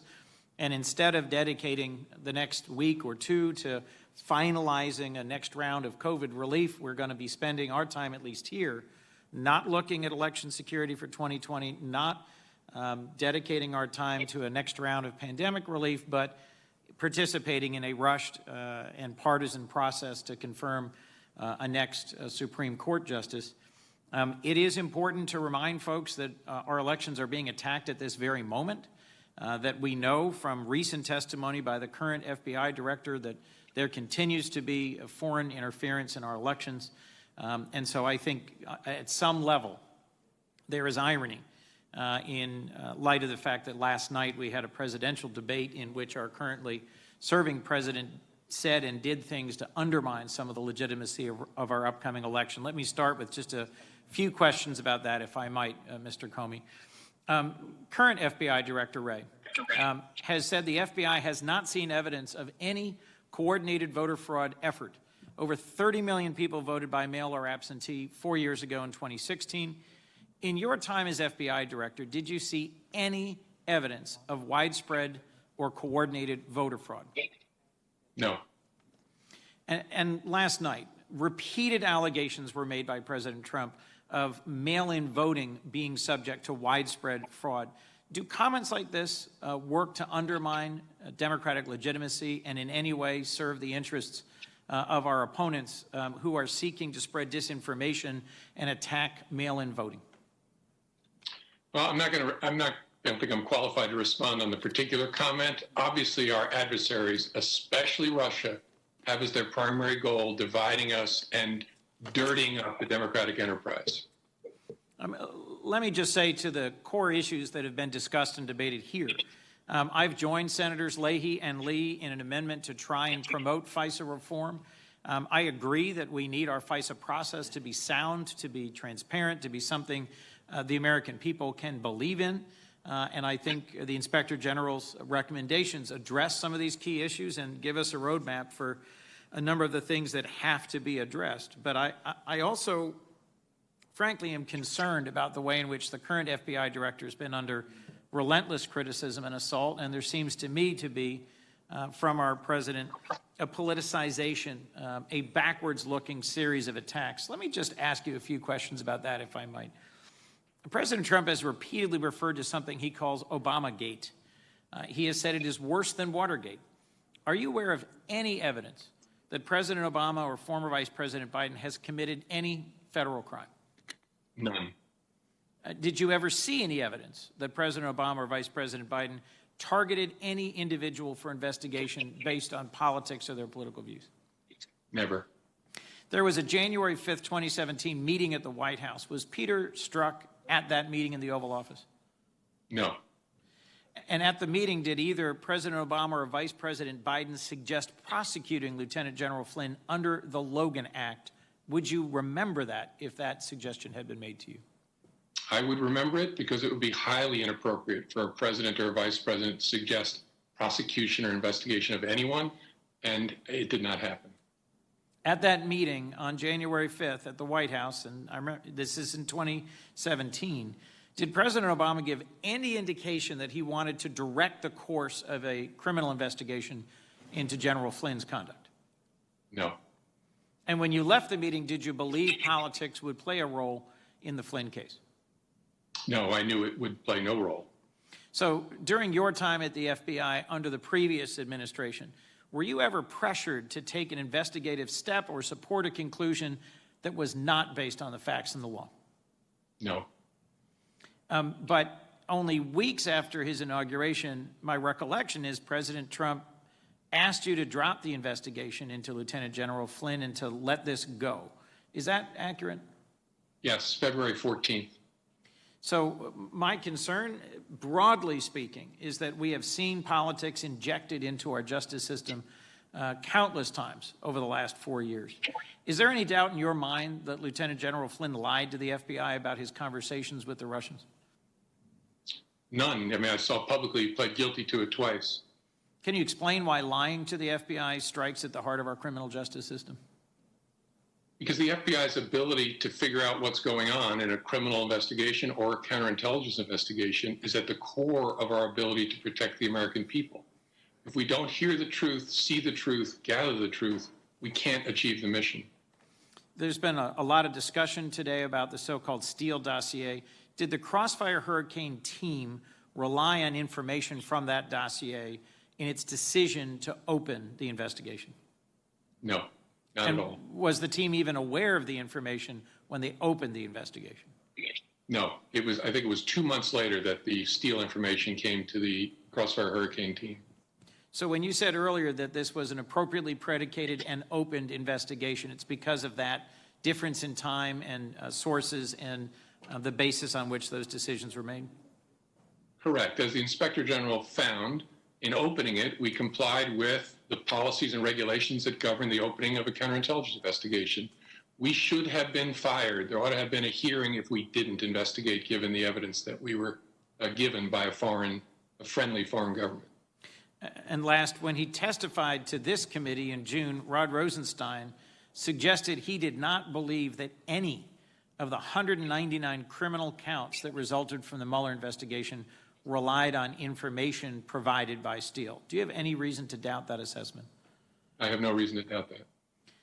I just want to thank you for your appearance before us today. There are many urgent things we could and should be working on together. It is my hope we will get back to them. I do agree the FISA process requires transparency and improvement, but frankly, I think there's a connect-the-dots game going on here that doesn't connect, and I am gravely concerned about ongoing efforts to denigrate and politicize the FBI today. Thank you, Mr. Comey, for your testimony today. Thank you. We're going to take we'll come back at 12:45 and give the witness a break, and see you at 12:45. Senator Hawley will be next.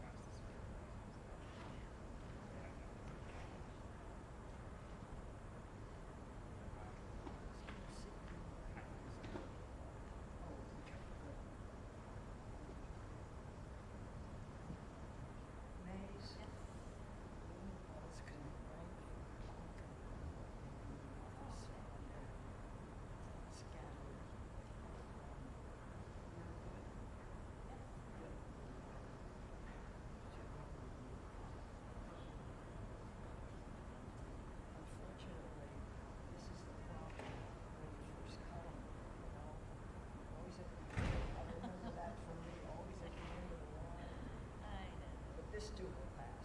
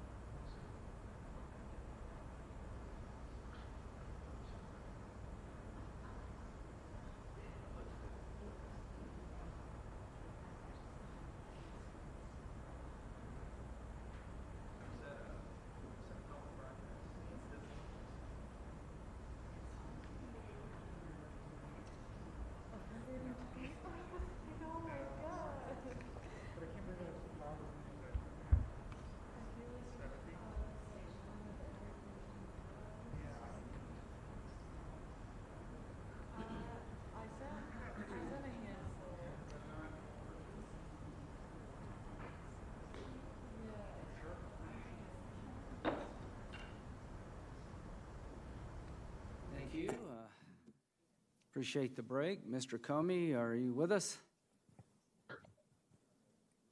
Yes, sir. Okay, thank you very much. Was that a sufficient break for you? You're okay? Yes, thanks very much. Thank you very much. Senator Hawley. Thank you, Mr. Chairman. Mr. Comey, we've heard a number of things this morning. We've heard you say a number of times that the OIG found problems in FISA applications across the board. But of course, it was only this FISA applications, these involving Carter Page that you signed off on, that drew an unprecedented rebuke from the FISA court, which I'm sure you remember. Let me just quote from that FISA court order. The frequency and seriousness of these errors in a case that, given its sensitive nature, had an unusually high level of review at both DOJ and the Federal Bureau of Investigation have called into question the reliability of the information proffered in other FBI applications. Do you remember that order from the court? It came after I left, as I recall, but I remember reading about it, yes.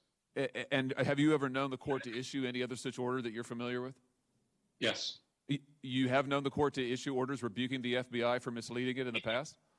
Yes. Shortly before 9/11, there was significant criticism by the FISA court of the quality of FISA applications. And the court said that the frequency and seriousness of the errors in applications led it to doubt the reliability of all FBI applications in all other cases? I don't remember the exact words, but something similar. And as I recall, they banned at least one agent from appearing in FISA applications. Yeah, well, that's not what they did here. I mean, in this case, the FISA court said that they had reason to doubt the reliability of FBI applications across cases because of the level of misleading information that you personally signed off on. Do you regret your role in this unprecedented misleading of a FISA court? I don't regret my role. I regret that Why it not? happened. I'm sorry? Why don't you regret your role in the unprecedented misleading of a FISA court? Well, I regret that the FBI supplied information to a FISA court that was inaccurate, incomplete, and should have been updated. Do you regret that you signed off on it? Well, I regret that it happened. The only reason I'm hesitating is what the FBI director does in connection with a FISA is actually very narrow, but put that to the side. It's important that it be accurate, and it wasn't, and I regret that very much. Listen, you said this several times. I frankly don't understand it. The certification that the statute requires is a certification by the FBI director as to the contents of the application. You signed off on it. The FISA court said it was so misleading that it now had reason to doubt the FBI's truthfulness across the board. Are you responsible for these certifications or not? I don't believe you're accurately describing the statutory requirement for certification. Are you responsible for these certifications or not? Answer my question. I sign certifications on every FISA that the FBI sends over to the FISA court, including these. Are you responsible for this misleading evidence given to the FISA court? Yes or no? Yes, in the sense of command responsibility. No, in that I didn't have personal knowledge that would have led me to understand that we weren't supplying complete information. Let's talk about what personal knowledge you have. When you certified the first Carter Page FISA application, you believed that Mr. Steele was working for the Democratic Party, didn't you? I don't remember whether I knew the Democratic Party. I knew that he was working for political opponents of President Trump. Now, let me remind you of your testimony under oath on December 7th, 2018, before the House Oversight Committee, in which you said, and I quote, Steele was retained by Republicans adverse to Mr. Trump during the primary season, and then his work was underwritten after that by Democrats opposed to Mr. Trump during the general election season, end quote. Now, surely you recognized at the time that relying so heavily on a biased source would undermine public confidence in the FBI's activities, didn't you? No, I did not. Why wouldn't you? You told the same committee, the House Oversight Committee, December 7, 2018, and I quote, when you're the leader of a justice agency, that's you, the appearance of bias is as important as the existence of actual bias. You also said a reasonable appearance of bias can corrupt the American people's faith in your work as much as actual bias can. Do you stand by those remarks? Very much so. But you nevertheless allowed the Democratic Party to leverage the federal government's most invasive intelligence capabilities against President Trump, and you personally signed off on it. You also knew at the time that other officials in the Department of Justice had serious concerns. Do you know who Stuart Evans is? I do. Mr. Evans was a lawyer in the National Security Division of DOJ under President Obama, wasn't he? think he was, I don't know for sure. I think he was a career official at the Department of Justice involved. He was a lawyer in the National Security Division of the Department of Justice. Before the first Carter Page FISA application, Mr. Evans raised serious concerns about the ostensibly partisan nature of the information provided by Mr. Steele. Did he not? I don't know. He did. The Inspector General reports it on pages 136 and 137 of this report, and you knew of those concerns before you signed off on the FISA application, didn't you? I don't think I knew before. I remember reading the footnote that attempted to inform the court of potential bias. No, actually, the Inspector General found on page 139 of the report, and I quote, on October 12, 2016, Evans' concerns about Steele were briefed to Comey, end quote. And yet you signed off knowing that the research was funded by the Democratic Party, knowing that senior officials in the Department of Justice National Security Division had serious concerns. You signed off nonetheless. Let's talk about what else you knew or didn't know. When you certified that FISA application, did you know the allegations in the Steele dossier came from subsources, not from Steele's own knowledge? I believe I did know. He had a network of sources and subsources, correct. Did you know who this primary subsource was? No. Did you ask who the primary subsource was? No. Did you ask the FBI to take any steps to identify that source before submitting this application to the FISA court? I don't know whether I asked. I knew there was an effort underway to try to replicate Steele's source network so we could figure out what to make of Steele's reporting. Well, what the Inspector General concluded was that Comey told us, this is page 153, that the application seemed factually and legally sufficient when he read it, and he had no questions or concerns before he signed it. Surely you realize that the source's identity and his motives, this subsource, who we now know may well have been a Russian agent, that would affect his credibility, correct? I thought it was important that we were informing the court of any potential bias from any source. And I remember reading language in that initial filing that addressed that potential bias issue with respect to the Steele reporting. So I'm sorry, your testimony now is that you informed the court of potential problems with the subsource, political motivations, connections to foreign governments. The FISA court was informed about that? No, I'm sorry. I understood your question to be about whether we informed the court about potential bias in Steele's reporting.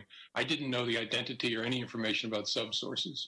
So you personally authorized an unprecedented surveillance on an individual associated with the presidential campaign during that campaign's ongoing time period, October of 2016. You signed off personally on 2 further applications based on information from a source that you believed correctly worked for the Democratic Party, and the source's information, it turns out, was coming from a suspected Russian agent, yet you did nothing to try to verify any of this information. You brushed aside the concerns of high-level national security lawyers at the Department of Justice.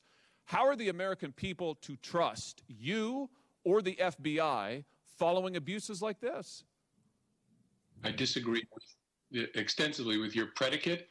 I think the FBI is an organization that is honest, competent, independent, and also flawed because it's made up of human beings. Well, I have to say, I'm not necessarily worried about the FBI as a whole. I'm worried about you, and I'm worried about what you certified to a court that led the FISA court to conclude that it had been misled repeatedly, and that due to the nature of those repeated misrepresentations, it could no longer trust what the Federal Bureau of Investigation, the agency you led, what it said in subsequent cases. That, I suggest to you, is an incredible dereliction of duty, indeed a betrayal of your responsibility as director of the FBI. If I could, Mr. Chairman, just one last thing I want to follow up on. The letter from to Chairman Graham from John Ratcliffe, which I know you've seen, Mr. Comey, as you mentioned it earlier. Mr. Ratcliffe says, on 7 September 2016, U.S. intelligence officials forwarded an investigative referral to FBI Director James Comey regarding U.S. presidential candidate Hillary Clinton's approval of a plan concerning Donald Trump and Russian hackers as a means of distracting the public from her use of a private mail server, end quote. Did you open an investigation? I don't know what that refers to. As I said earlier, that does not ring any bells with me when I read that. You did not receive any investigative referral of this nature? I don't remember it. I don't remember receiving anything that's described in that letter. I have to say, Mr. Chairman, and I realize my time has expired, I find it extraordinary that a referral from the IC to the FBI regarding Hillary Clinton's campaign and potential illicit activity received no attention from the FBI. So little attention, the director doesn't even recall it, and yet the director and others had plenty of time to go and seek surveillance warrants during an ongoing presidential campaign, warrants so flawed that the FISA court has now said it can't trust what the FBI says in future cases. This is an extraordinary abuse of power, and it's time we held people responsible for it. Thank you, Mr. Chairman. Thank you. Senator Blumenthal. Thanks, Mr. Chairman. Mr. Comey, thank you for being here today. Thank you for your service to our nation, and thank you for your families as well, your wives in particular. I think that this hearing is likely to attract as much attention and land with the same giant thud as the previous two hearings, because the American people are really focused on the direct and imminent threats to our nation. The pandemic continues to kill almost 1,000 Americans a day due to the cruel indifference and callous neglect of this administration. People are continuing to lose jobs. Millions are unemployed, and our small businesses are struggling. And here we are relitigating a controversy that is 4 years old, involving an investigation into Russian interference that occurred in 2016, when the really imminent and urgent threat is Russian interference ongoing at this very moment. The Security Center Director, William Evanina, warned publicly, quote, "Russia continues to spread disinformation in the U.S. that is designed to undermine our democracy."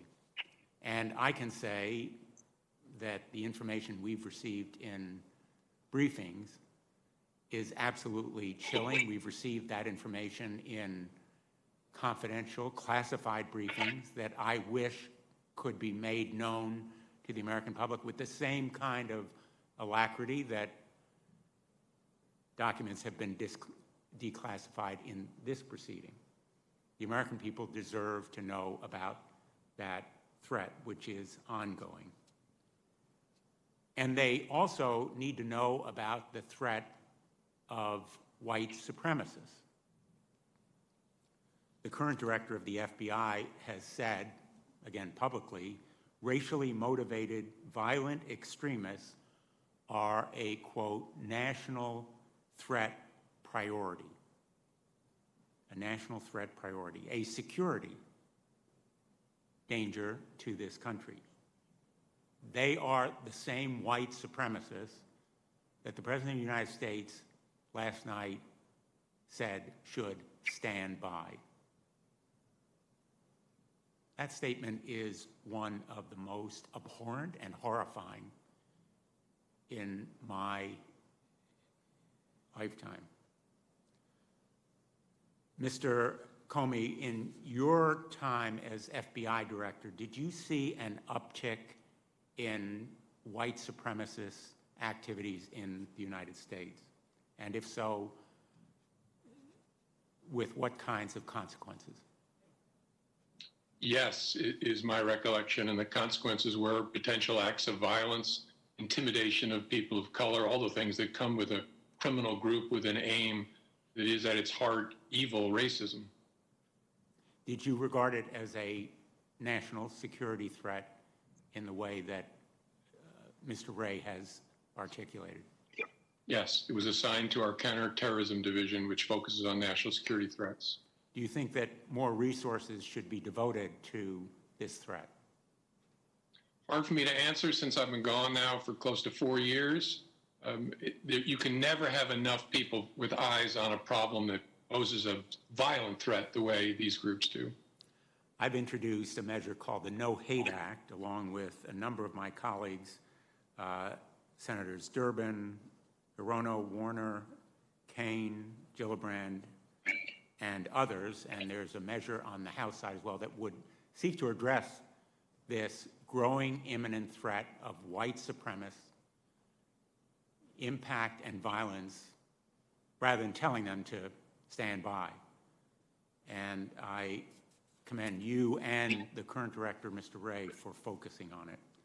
I want to turn to the statements that earlier you made in response to Senator Durbin's inquiry about the $421 million in debt that has been disclosed as owing by the president. You've done a number of national security background checks.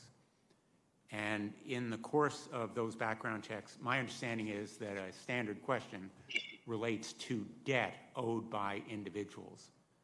Is that correct? Yes, that's correct. And the reason for that question is to indicate and disclose whether or not that individual has concealed any of that debt, correct? Correct. One aspect of exploring their financial situation is that. Why is it that those facts are important?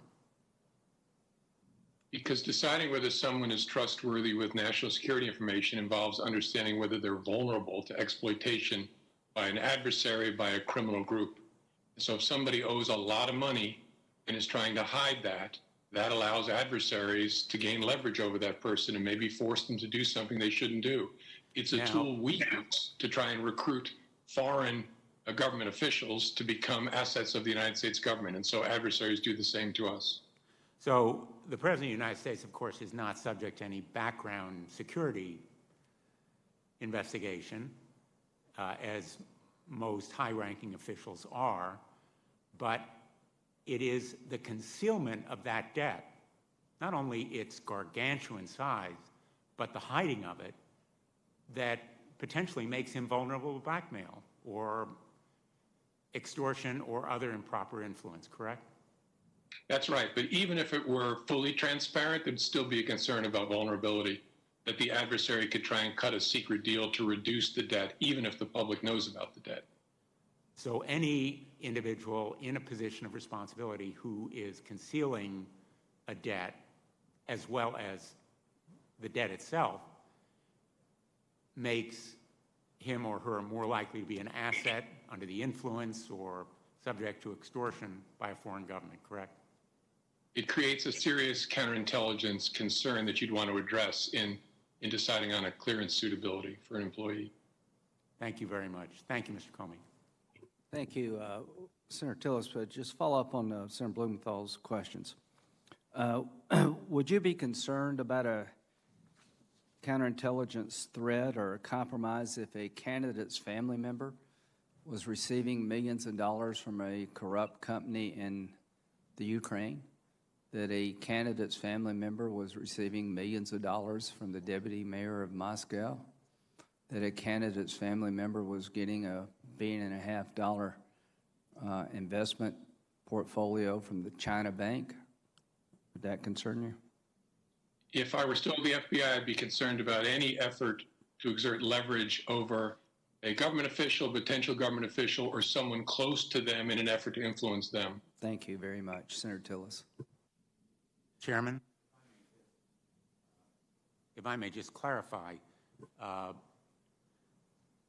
the question you've just raised is a hypothetical relating to a current non-government official. What we have here and what the records reveal quite starkly is that the President of the United States, our commander-in-chief, is vulnerable to leverage and manipulation and even possible blackmail. I understand your point, and you have a right to make it. The point I was making is very real. It's not a hypothetical. These things happen. Senator Tillis. Thank you, Mr. Chairman.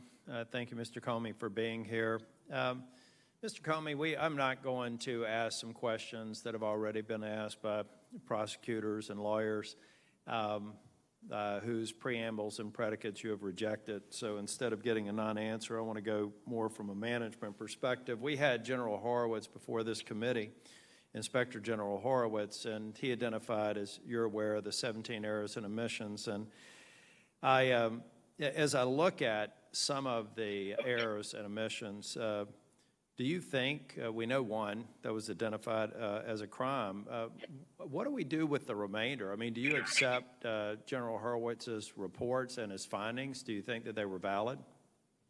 I do, and I hope that it was followed by a root cause analysis, which any enterprise ought to engage in to figure out, so exactly why did this happen and how should we change to make sure it doesn't happen again? Well, let's say that you came in as the new director of the FBI after the prior director had their organization studied. We found these errors and omissions. If it didn't rise to a level of a crime, in your opinion, do you think it at least should have prompted terminations and disciplinary action on the part of, these are all highly trained, highly educated, highly experienced professionals in the FBI. And by the way, the majority of them are great people, but it's a big organization. But what about the remainder? I mean, you're the new director. You've gotten this report from the Inspector General. What do you do? What is your remediation plan? I've heard you say that you would want to streamline the FISA process. I may get a question in on that, but what would you be doing right now to address the 16 other errors and omissions that occurred prior to your watch? I'd be doing two things, looking wide and looking narrow. Wide to see what the systematic problems are, looking narrow to try and understand, so when these employees made these decisions, what were they thinking? Severe misconduct turns on whether someone was intentionally engaging in wrongdoing, and there's a range of misconduct short of that. You'd want to assess that with respect to everybody with personal knowledge and then make your judgments based on that. You were quoted, I want to read this so I don't get your words wrong, but you were quoted as saying the FISA process was followed and that the entire case was handled in a thoughtful, responsible way by the DOJ and the FBI. You went on to say the notion that FISA was abused is nonsense. Do you still stand by that? I don't. I don't think it was abused, but I think I was wrong in having confidence in the FISA process and in the layers of oversight and review. I was too confident in this extensive, really very complicated system. What would have prompted you on the front end to think that it was okay? I think that you already said in prior testimony that there were things in the FISA process that should have been improved. Why, under your watch, weren't we already trying to do those kinds of changes?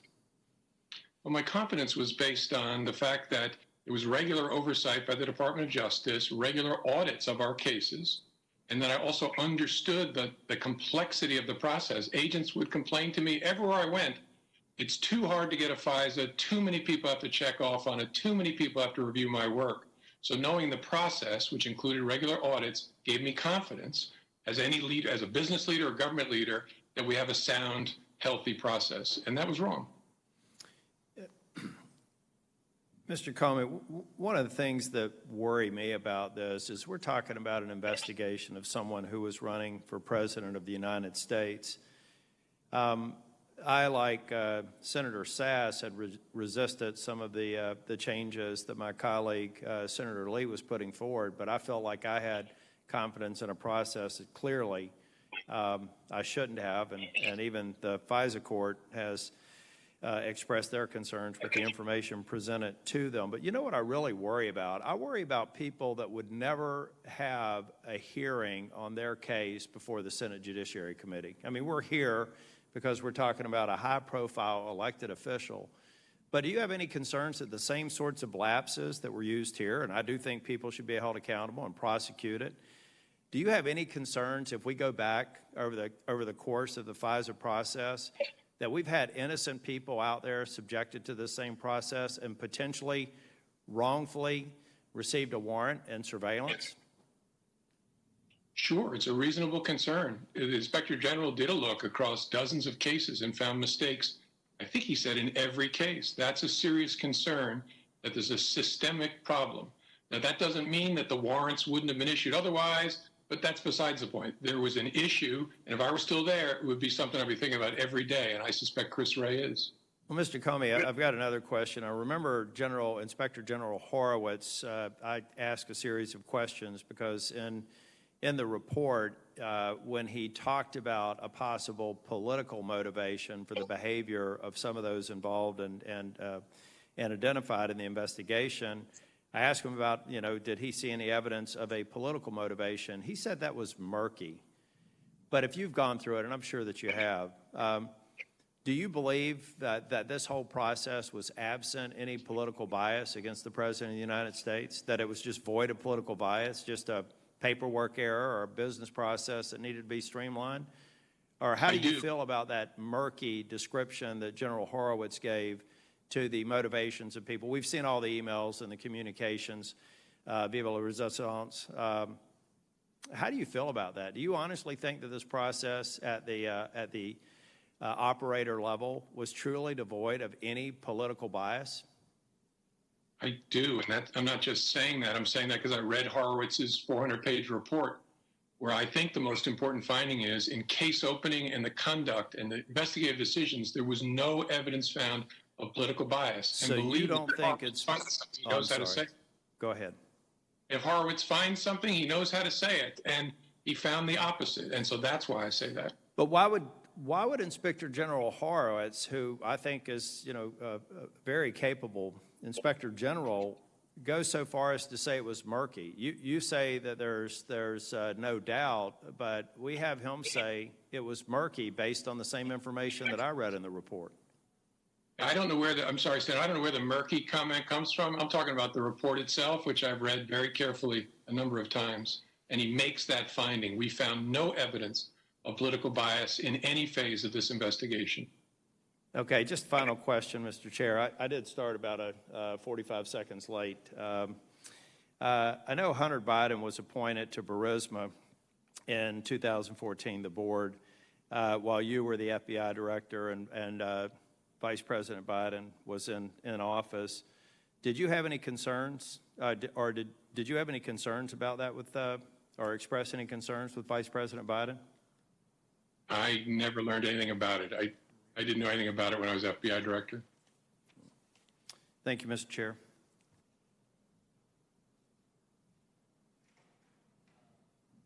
Could I see that, please? Senator Horowitz will be next, but I just want to make sure.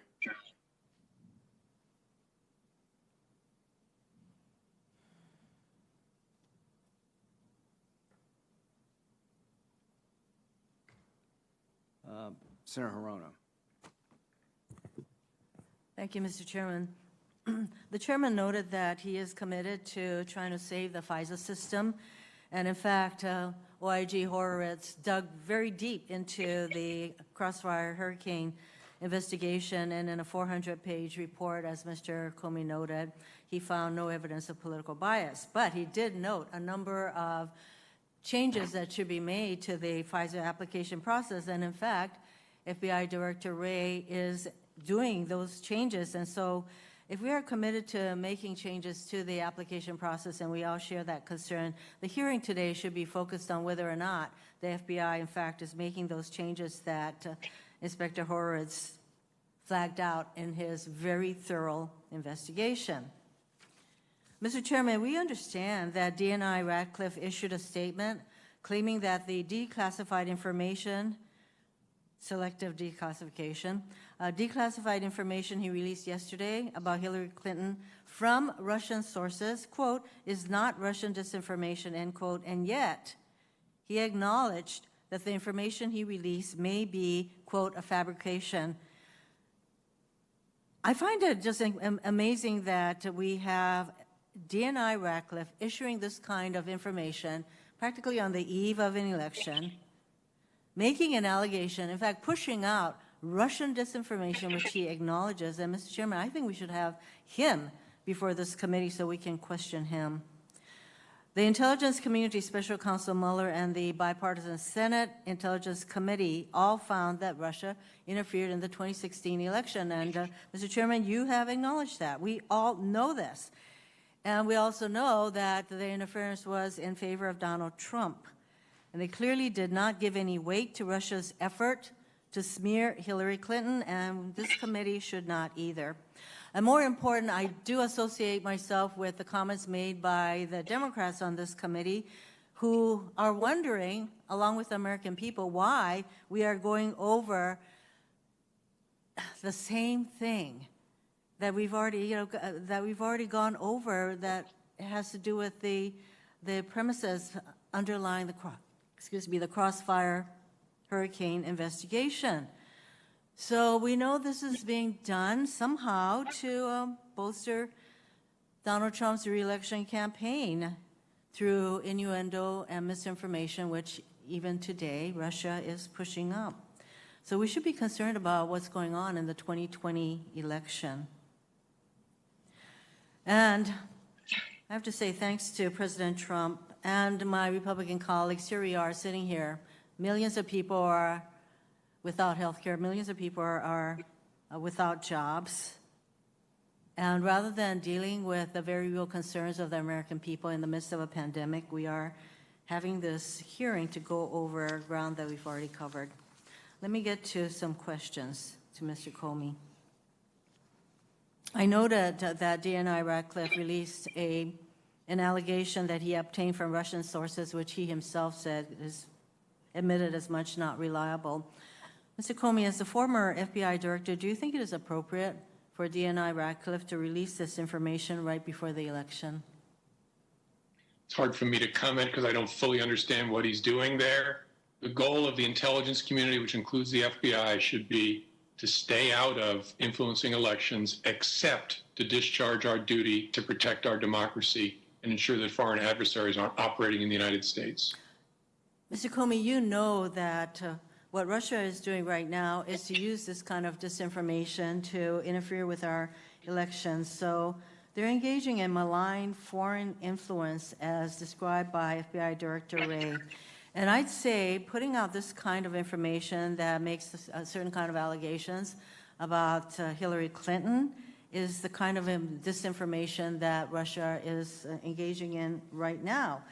And I know you're aware that Russia is very good at using social media, the use of proxies, state media, online journals, et cetera. In fact, they're really focused on those kinds of interference at this moment. So the kind of information that DNI Ratcliffe released, would that be consistent with Russia's disinformation efforts, Mr. Comey? I don't know enough to say, Senator. I'd say we can draw our own conclusions. Earlier this month, one of the top prosecutors working on U.S. Attorney John Durham's investigation into the origins of Russia's probe resigned. She reportedly left out a concern that the team was pressured for political reasons to issue a report before completing its work. And just last week, we saw Attorney General Barr disclose previously classified evidence relating to Mr. Durham's ongoing investigation into the origins of the Russia probe, a release designed to bolster President Trump's re-election chances. We also saw the Justice Department coordinate with the White House on multiple press releases about a just open investigation into allegedly discarded ballots in Pennsylvania. You testified just now that these kinds of actions raise concerns about bias, appearance of bias, and here we have the Attorney General making these kinds of disclosures. Do you think that these actions reflect a bias or appearance of bias on the part of Attorney General Barr? It's difficult for me to say about the particulars that I don't know well enough, but I can say generally, Attorney General Barr has embraced a concept for his role that I believe is at odds with the nature of that department. It needs to be trusted by all Americans. There have been all kinds of articles about Attorney General Barr's politicization of the Attorney General's office. And do you think that that is a concern for all of us? And why? Yes, it ought to be a concern for all of us because we need that institution, and we need that institution to be seen as separate from our tribal warfare, because it has to be trusted by jurors and cops and witnesses and judges of all political stripes. We have to be seen as the Department of Justice as outside of all of that. And when the Attorney General starts acting like the personal lawyer for the president, it threatens that. And that is a priceless thing that's under threat. And we've already seen a number of the career professionals at the DOJ resigning, even though I acknowledge, and I want to acknowledge all of the professionals who continue to do their jobs in the DOJ. Just one more question, Mr. Chairman. You've been asked a number of questions about the $400 million that President Trump owes. how important is it that the American public should know who that money is owed to? And do you think that we should require all presidential candidates to disclose significant sums of money that they owe to entities or even countries? My opinion on both of those questions is worth no more than any other Americans. We should all want to understand what's going on with our leaders so we can make a sound choice when we vote in November, and I'll just leave it there. I think you testified is particularly important for those of us who hold offices of public trust to disclose those to whom we owe large sums of money, because we are then open ourselves up to various kinds of influences that would not be good for our country. Thank you very much. Thank you. I just want to make a brief comment. We'll go to Senator Ernst. As to the Radcliffe revelations, why do they matter? I don't know how accurate the underlying intelligence is. I know that people have said it wasn't Russian disinformation, but is it true or not is not the question for me. The question is, how can it be that on September the 7th, 2016, the intelligence community asked the director of the FBI, the assistant director of counterintelligence, Peter Strzok, to look into the regarding U.S. presidential candidate Hillary Clinton's approval of a plan concerning U.S. presidential candidate Donald Trump and Russian hacking hampering U.S. elections as a means of distracting the public from her use of a private email server. The only thing I'm suggesting is that's a pretty big deal. Everything Trump has been looked at with Russia. Apparently nobody looked at this. Apparently this was just swept under the rug. And the point we're trying to make here is there is a double standard. It's obvious as night and day, and this is, if anything, the smoking gun. Senator Ernst. Thank you, Mr. Chairman. I appreciate that. Director Comey, and this is for everyone watching as well. FISA warrants aren't just the normal run-of-the-mill search warrants. They seek to access information that we consider most private. And when talking about the Carter Page investigation, the Steele dossier was the basis for this FISA warrant, and no one's doubting that. The Steele dossier is, of course, the opposition research report compiled by Christopher Steele, who was hired by Fusion GPS acting on behalf of the Clinton campaign. A dossier that was essentially opposition research on Donald Trump.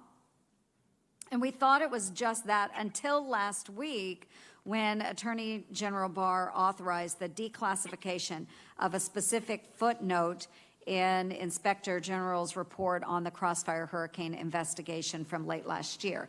That's the letter that was dated September 24th, 2020.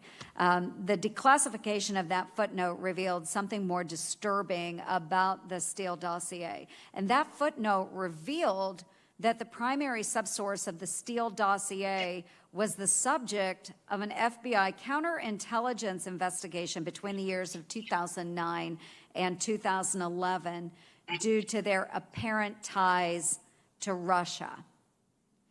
The same document that alleged then-candidate Trump was a Russian spy was funded by political opponents and researched by a suspected Russian operative.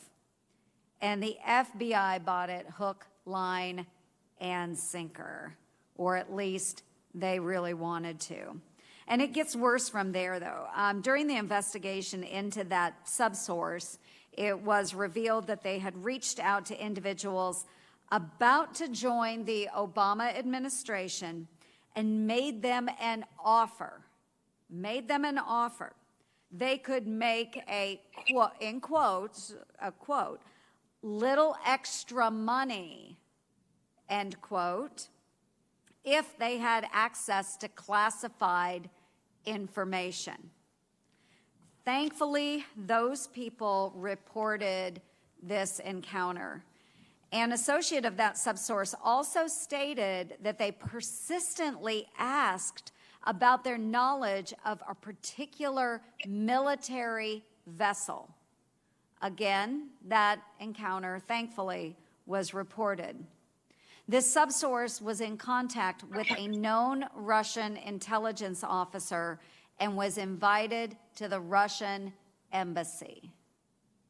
And the FBI knew all of this when they sought the first renewal of the Carter Page FISA application. Unlike those other people who reported their strange encounters with this subsource, what exactly did the FBI do? What did they do?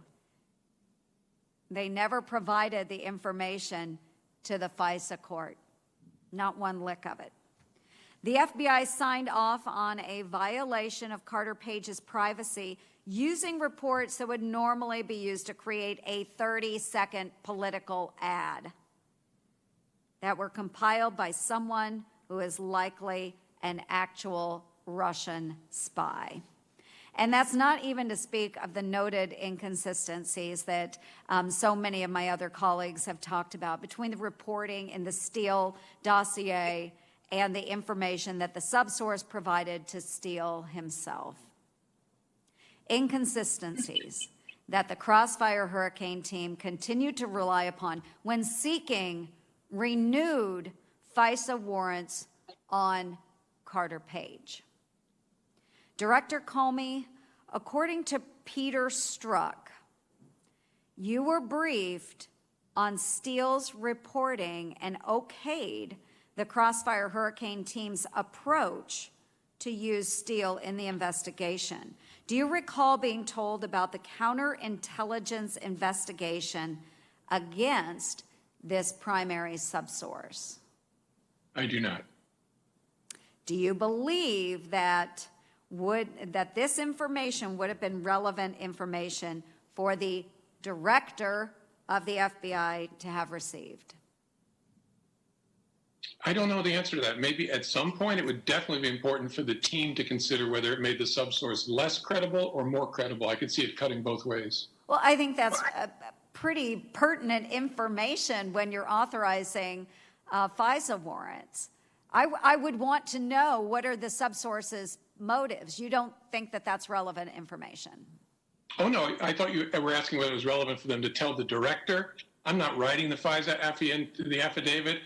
I'm not investigating the case. It's important for the people running the case to think, does the fact that a subsource has connections to Russia make him more credible or less credible in reporting on Russia? They'd want to wrestle with that and decide what to do with it. But as the director of the FBI, you are signing off on a FISA warrant, that application.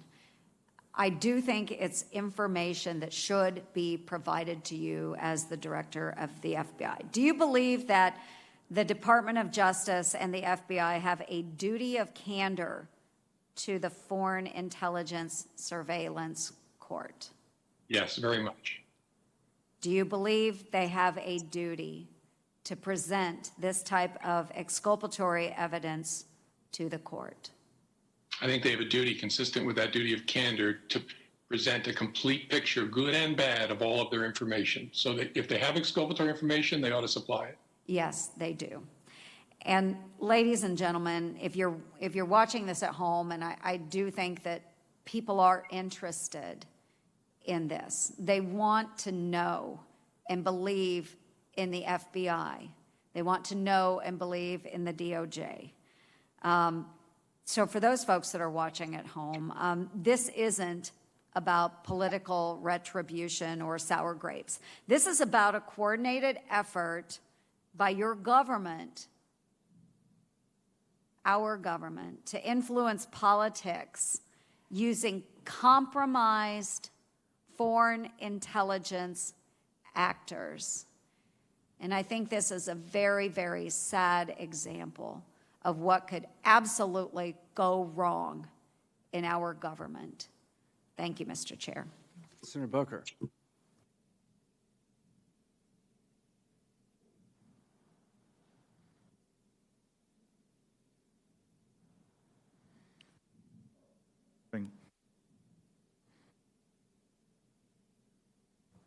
Check 1, 2. Got it. Thank you, sir. I think it would have been here long enough to get this to work. You know, I still find myself concerned about the priorities of this committee.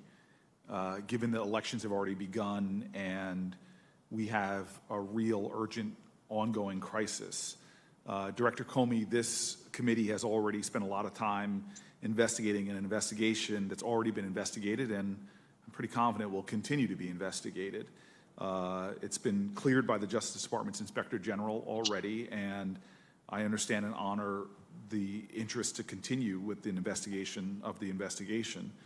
But I just really think that given the existential threat to our current election processes, the dangers of that we have, the real substantive dangers of imminent violence, the real substantive dangers of the undermining of an ongoing election, that we should be focused on that.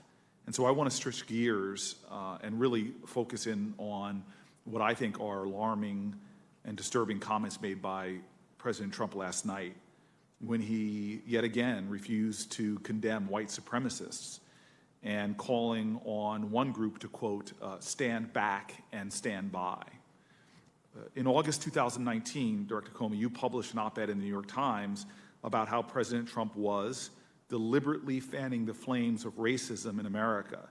Here's what you wrote, and if I can quote it to you, every American president, knowing what lies deep within our country, bears a unique responsibility to say loudly and consistently that white supremacy is illegitimate, that encouraging a politics of racial resentment can spawn violence, and that violence aimed at people by virtue of their skin color is terrorism. Director Comey, what does it mean for the President of the United States to call on the Proud Boys, which the Southern Poverty Law Center has designated as a hate group that regularly expresses white nationalist views, to stand back and stand by? It lifts the control rods. In the basement of our amazing country has always been a small amount of radioactive stew, and we've controlled that racist stew with law and with culture. And when the President of the United States starts talking in that way about that kind of group, he's pulling out of that radioactive stew the control rods that we've used for 50 years to suppress racist violence. It is a deeply disturbing development, and I hope no matter what your politics are, you see it the same way. And just to put a sharp edge on this, sir, since 9/11, is it true that the majority of our domestic terrorist actions, killing American lives, everywhere from a church in South Carolina to a synagogue in Pittsburgh, the majority of our murders, terroristic murders in this country, have been done by right-wing organizations? That's my understanding of the data. Domestic terrorism, domestic right-wing organizations feeding hatred and bigotry. And so how do these shameful comments of the President of the United States, his outright refusal to condemn white supremacy, dangerous white supremacy, affect the psychology of groups like the Proud Boys and other violent extremist groups like them, other white nationalist groups that we have seen conduct and carry out such violence? How does it affect the psychology of these groups? It gives them license, and it makes them cool in the eyes of the people who make up that radioactive stew. And so it will attract more people to their warped view of the world and to their groups. It is a free pass to people that nobody wants in their communities. And I don't know whether today the president has tried to correct what he said, but I would sure hope he would. And Director Comey, you're not alone.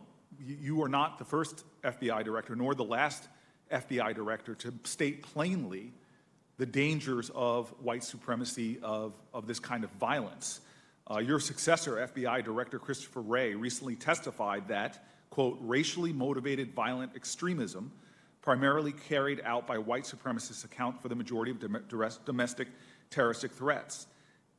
This is an imminent threat, as a president seems to be calling to such groups to stand by, a president who has explicitly said if he loses this election, it will be an illegitimate election, a president who has explicitly failed to commit himself to the peaceful transfer of power.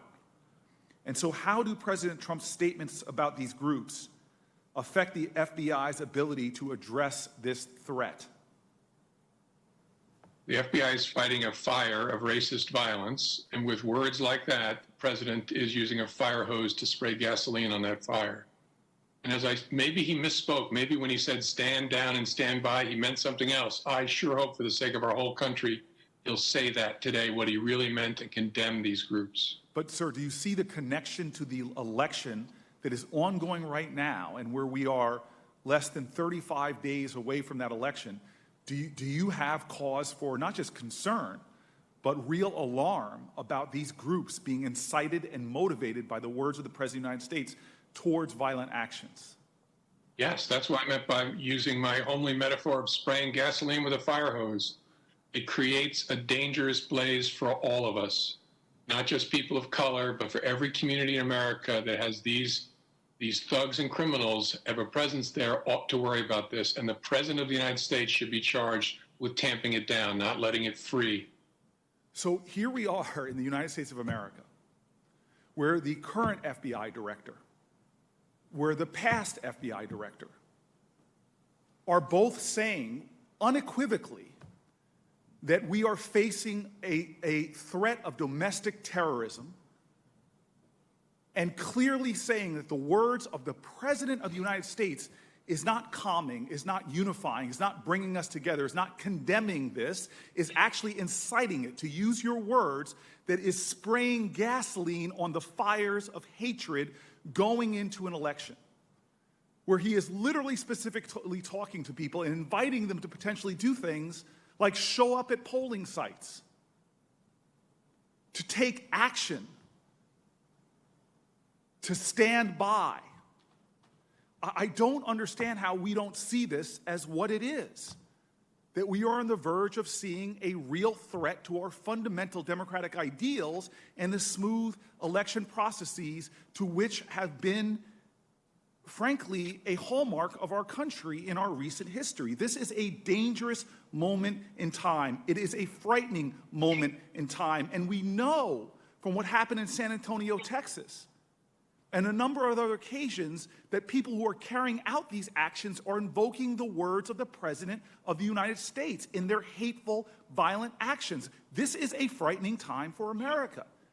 And for us not to be assembling the united, bipartisan will of this Judiciary Committee, or the bipartisan will of the United States Senate to act against this, when we have seen the agony of what happened in South Carolina in an African-American church, the agony of what happened in San Antonio Walmart, the agony of what happened in a synagogue in Pittsburgh, and so many other occasions when hate crimes are on a rise, it is shameful that we are doing nothing. The only thing necessary for evil to be triumphant is for good people to do nothing.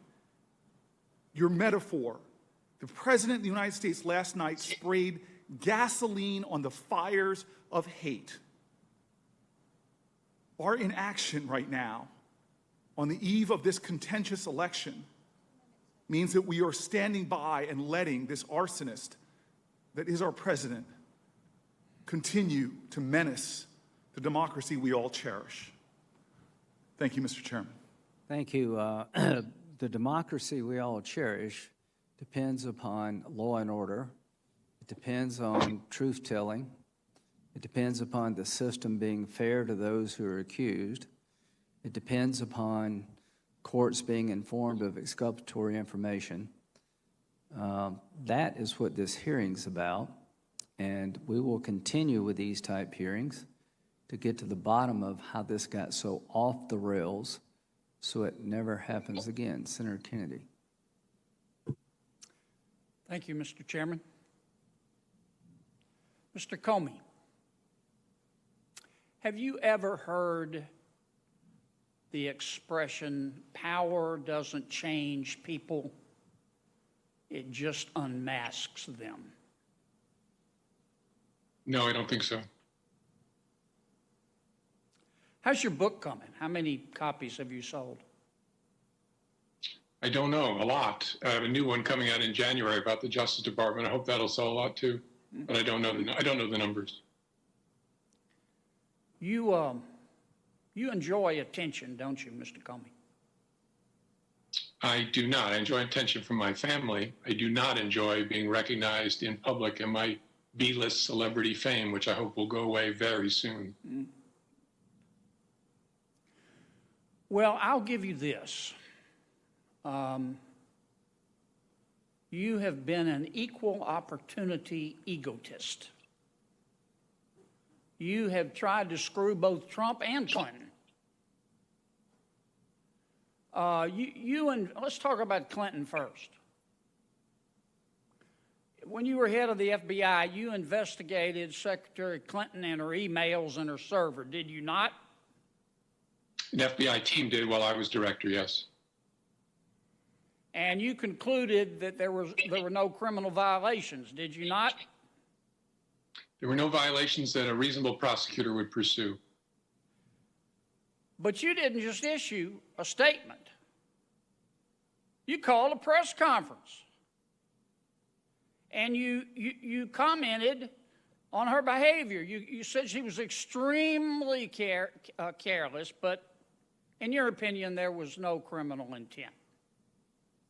What were you thinking of? I mean, this is the Democratic nominee for President of the United States.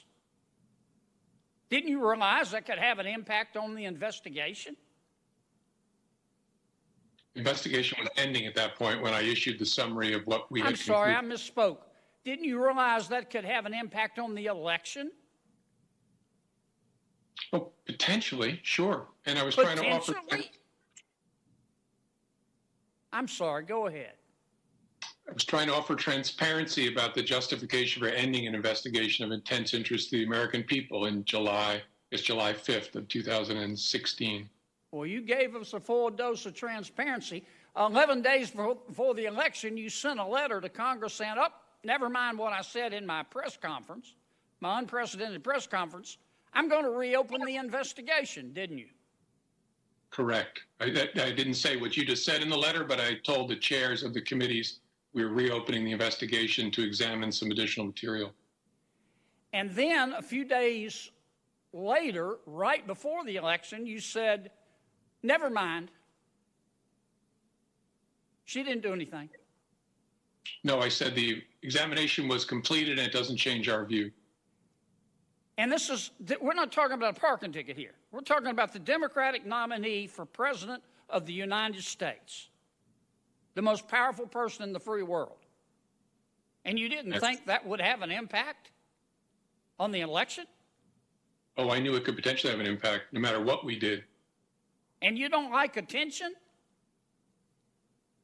Yes, both of those things are true at the same time.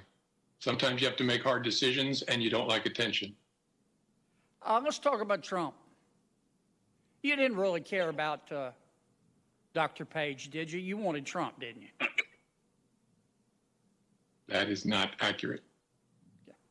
When you went and got these warrants to investigate Dr. Page that you don't remember much about, what did that allow you to do? Could you follow him around? First, I didn't, Senator, go get any warrants. The investigative team and the lawyers from DOJ got offers. Right. Could you follow him around with the authority from FISA? It's got to be blamed for withholding exculpatory information from a court that would have saved an American citizen a lot of grief. Somebody's got to be blamed by using a document prepared by a foreign agent on the payroll of the Democratic Party who hired a Russian agent to create a document called the dossier that was full of falsehoods that led to the obtaining of a warrant against a member of the opposition party's campaign team. Somebody has to pay that price, because if they don't, we will keep doing this again. If it can happen to a Republican, it can happen to a Democrat. So what do I see here? Everybody at the top saying, not me. How is it possible that the director of the FBI, and one of the most important cases in the history of the FBI, was not made aware of the fact that the CIA called the dossier, the critical document to get a warrant against Carter Page, internet rumor? How is it possible that he did not know that the primary subsource was a single individual suspected by the FBI of being a Russian agent? How is it possible he wasn't informed by people in the FBI after 2 interviews in January and March of the Russian subsource, the Russian agent, that the dossier was bar talk, hearsay, you need to take it with a grain of salt, that none of that made it into the next warrant application in April, none of that made it to the top of the FBI? How is it possible something this important to the country that it's not remotely possible to me that the case falls apart and nobody tells anybody at the top? So to those who found this out, that interviewed the subsource, to those who were made aware that the subsource was a potential Russian agent, they want to hang you with this. If you didn't tell the court, then you're in trouble. If you didn't inform your superiors, you're in trouble, because there's a duty of candor to the court. So those of you who knew that the dossier wasn't reliable, was internet rumor, who had information that the subsource disavowed the reliability of the document, and you didn't tell anybody about it, you need to be fired or you're subject to going to jail.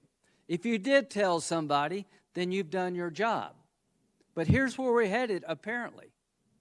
And one of the most corrupt investigations in modern history involving the nominee of the Republican Party, where the FBI used a document prepared by a foreign agent, Christopher Steele, who hired a Russian spy to create a document to get a warrant against an American citizen about activities in Russia that were Russian disinformation, at least in part, that we end this whole drama with saying, these things just happen. Nobody at the top really needs to be held accountable other than, well, yes, my fault intellectually. Somebody needs to be fired or go to jail. Mr. Kleinsmith is pleading guilty to altering a document that it was exculpatory to Mr. Page. Without the dossier, there would be no warrant against Carter Page, because all the Russian contacts could be explained if you understood Mr. Page had been working with the CIA, something the FBI knew and failed to tell the court. He went through hell because of the dossier. Not one person has been prosecuted for colluding with the Russians in the Trump world. Why does the Radcliffe revelations matter? The director of the FBI was informed by the intelligence community in September of 2016 that there was a plot being cooked up by the Clinton campaign to accuse Trump of being involved with the Russians to distract from her email server problem. And the FBI director doesn't remember that interaction. Here's the question. Do you think if this information involved Trump, they would have done something about it? I've looked in the file. I can't find any evidence they took it serious. It doesn't matter if it's reliable or not. The question is, did the FBI pursue evidence against the Clinton campaign with the same vigor they did the Trump campaign? Can you imagine what the media would be saying today if this revelation were about Trump? Can you imagine how breathless it would be if the FBI just ignored it? Can you imagine how this would be betraying on the newspapers and TV networks of this country if the Republican Party had hired Christopher Steele, who hired a Russian agent, to investigate the Clinton campaign, to get a dossier on Clinton, accusing her of horrible things that were all Russian disinformation, hearsay, innuendo. To the American media, you gave Mueller a lot of coverage. I supported the Mueller investigation because I think it was important that we run these allegations down. Where there's accusations about the integrity of our elections, about the role of Russia, we should all be concerned. But now that we know that the Carter Page fiasco was an effort by a political party to create a document to be used against an American citizen, weaponizing political research, nobody seems to care. My colleagues talked about everything but the issue before us. I care. I supported legislation protecting Mueller from being fired. Why? Because I cared. I agree with the following. If the Democrats were in charge, we wouldn't be having this hearing. The Horowitz report, 17 violations of protocol and policy regarding the Carter Page warrant application.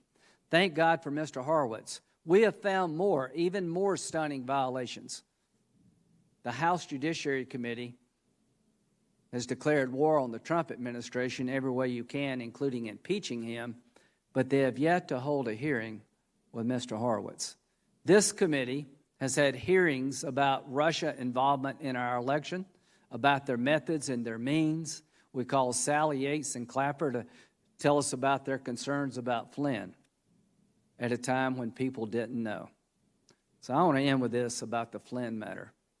It is not normal, ladies and gentlemen, that the agent involved investigating a case, Mr. Barnett, felt like that there was no crime and the man gets prosecuted anyway. It's not normal for the agent in charge of investigating a case to believe that the organization was out to get a particular individual, in this case, Trump. This is not normal. The Flynn case is not normal. The people in the field wanted to drop it. They kept pushing it. They manufactured a crime against General Flynn. He was not colluding with the Russians. He had every reason in the world to be talking to Mr. Kislyak, the ambassador to Russia, because he was going to be the incoming national security advisor. It is not normal that the FBI takes a politically contrived document from a Russian agent paid for by the Democratic Party and use it against an American citizen. That is not normal. Somebody needs to be held accountable for this. Not only is it not normal, it is incredibly dangerous. So what will we do in this committee? We will keep moving forward. I'm going to call everybody who signed the warrant application and ask them, if you knew then what you know now, would you have signed the warrant application against Carter Page? And oh, by the way, how is it possible that the people in charge seemed to know nothing about egregious abuses in one of the most important cases in the history of the FBI? Stay tuned.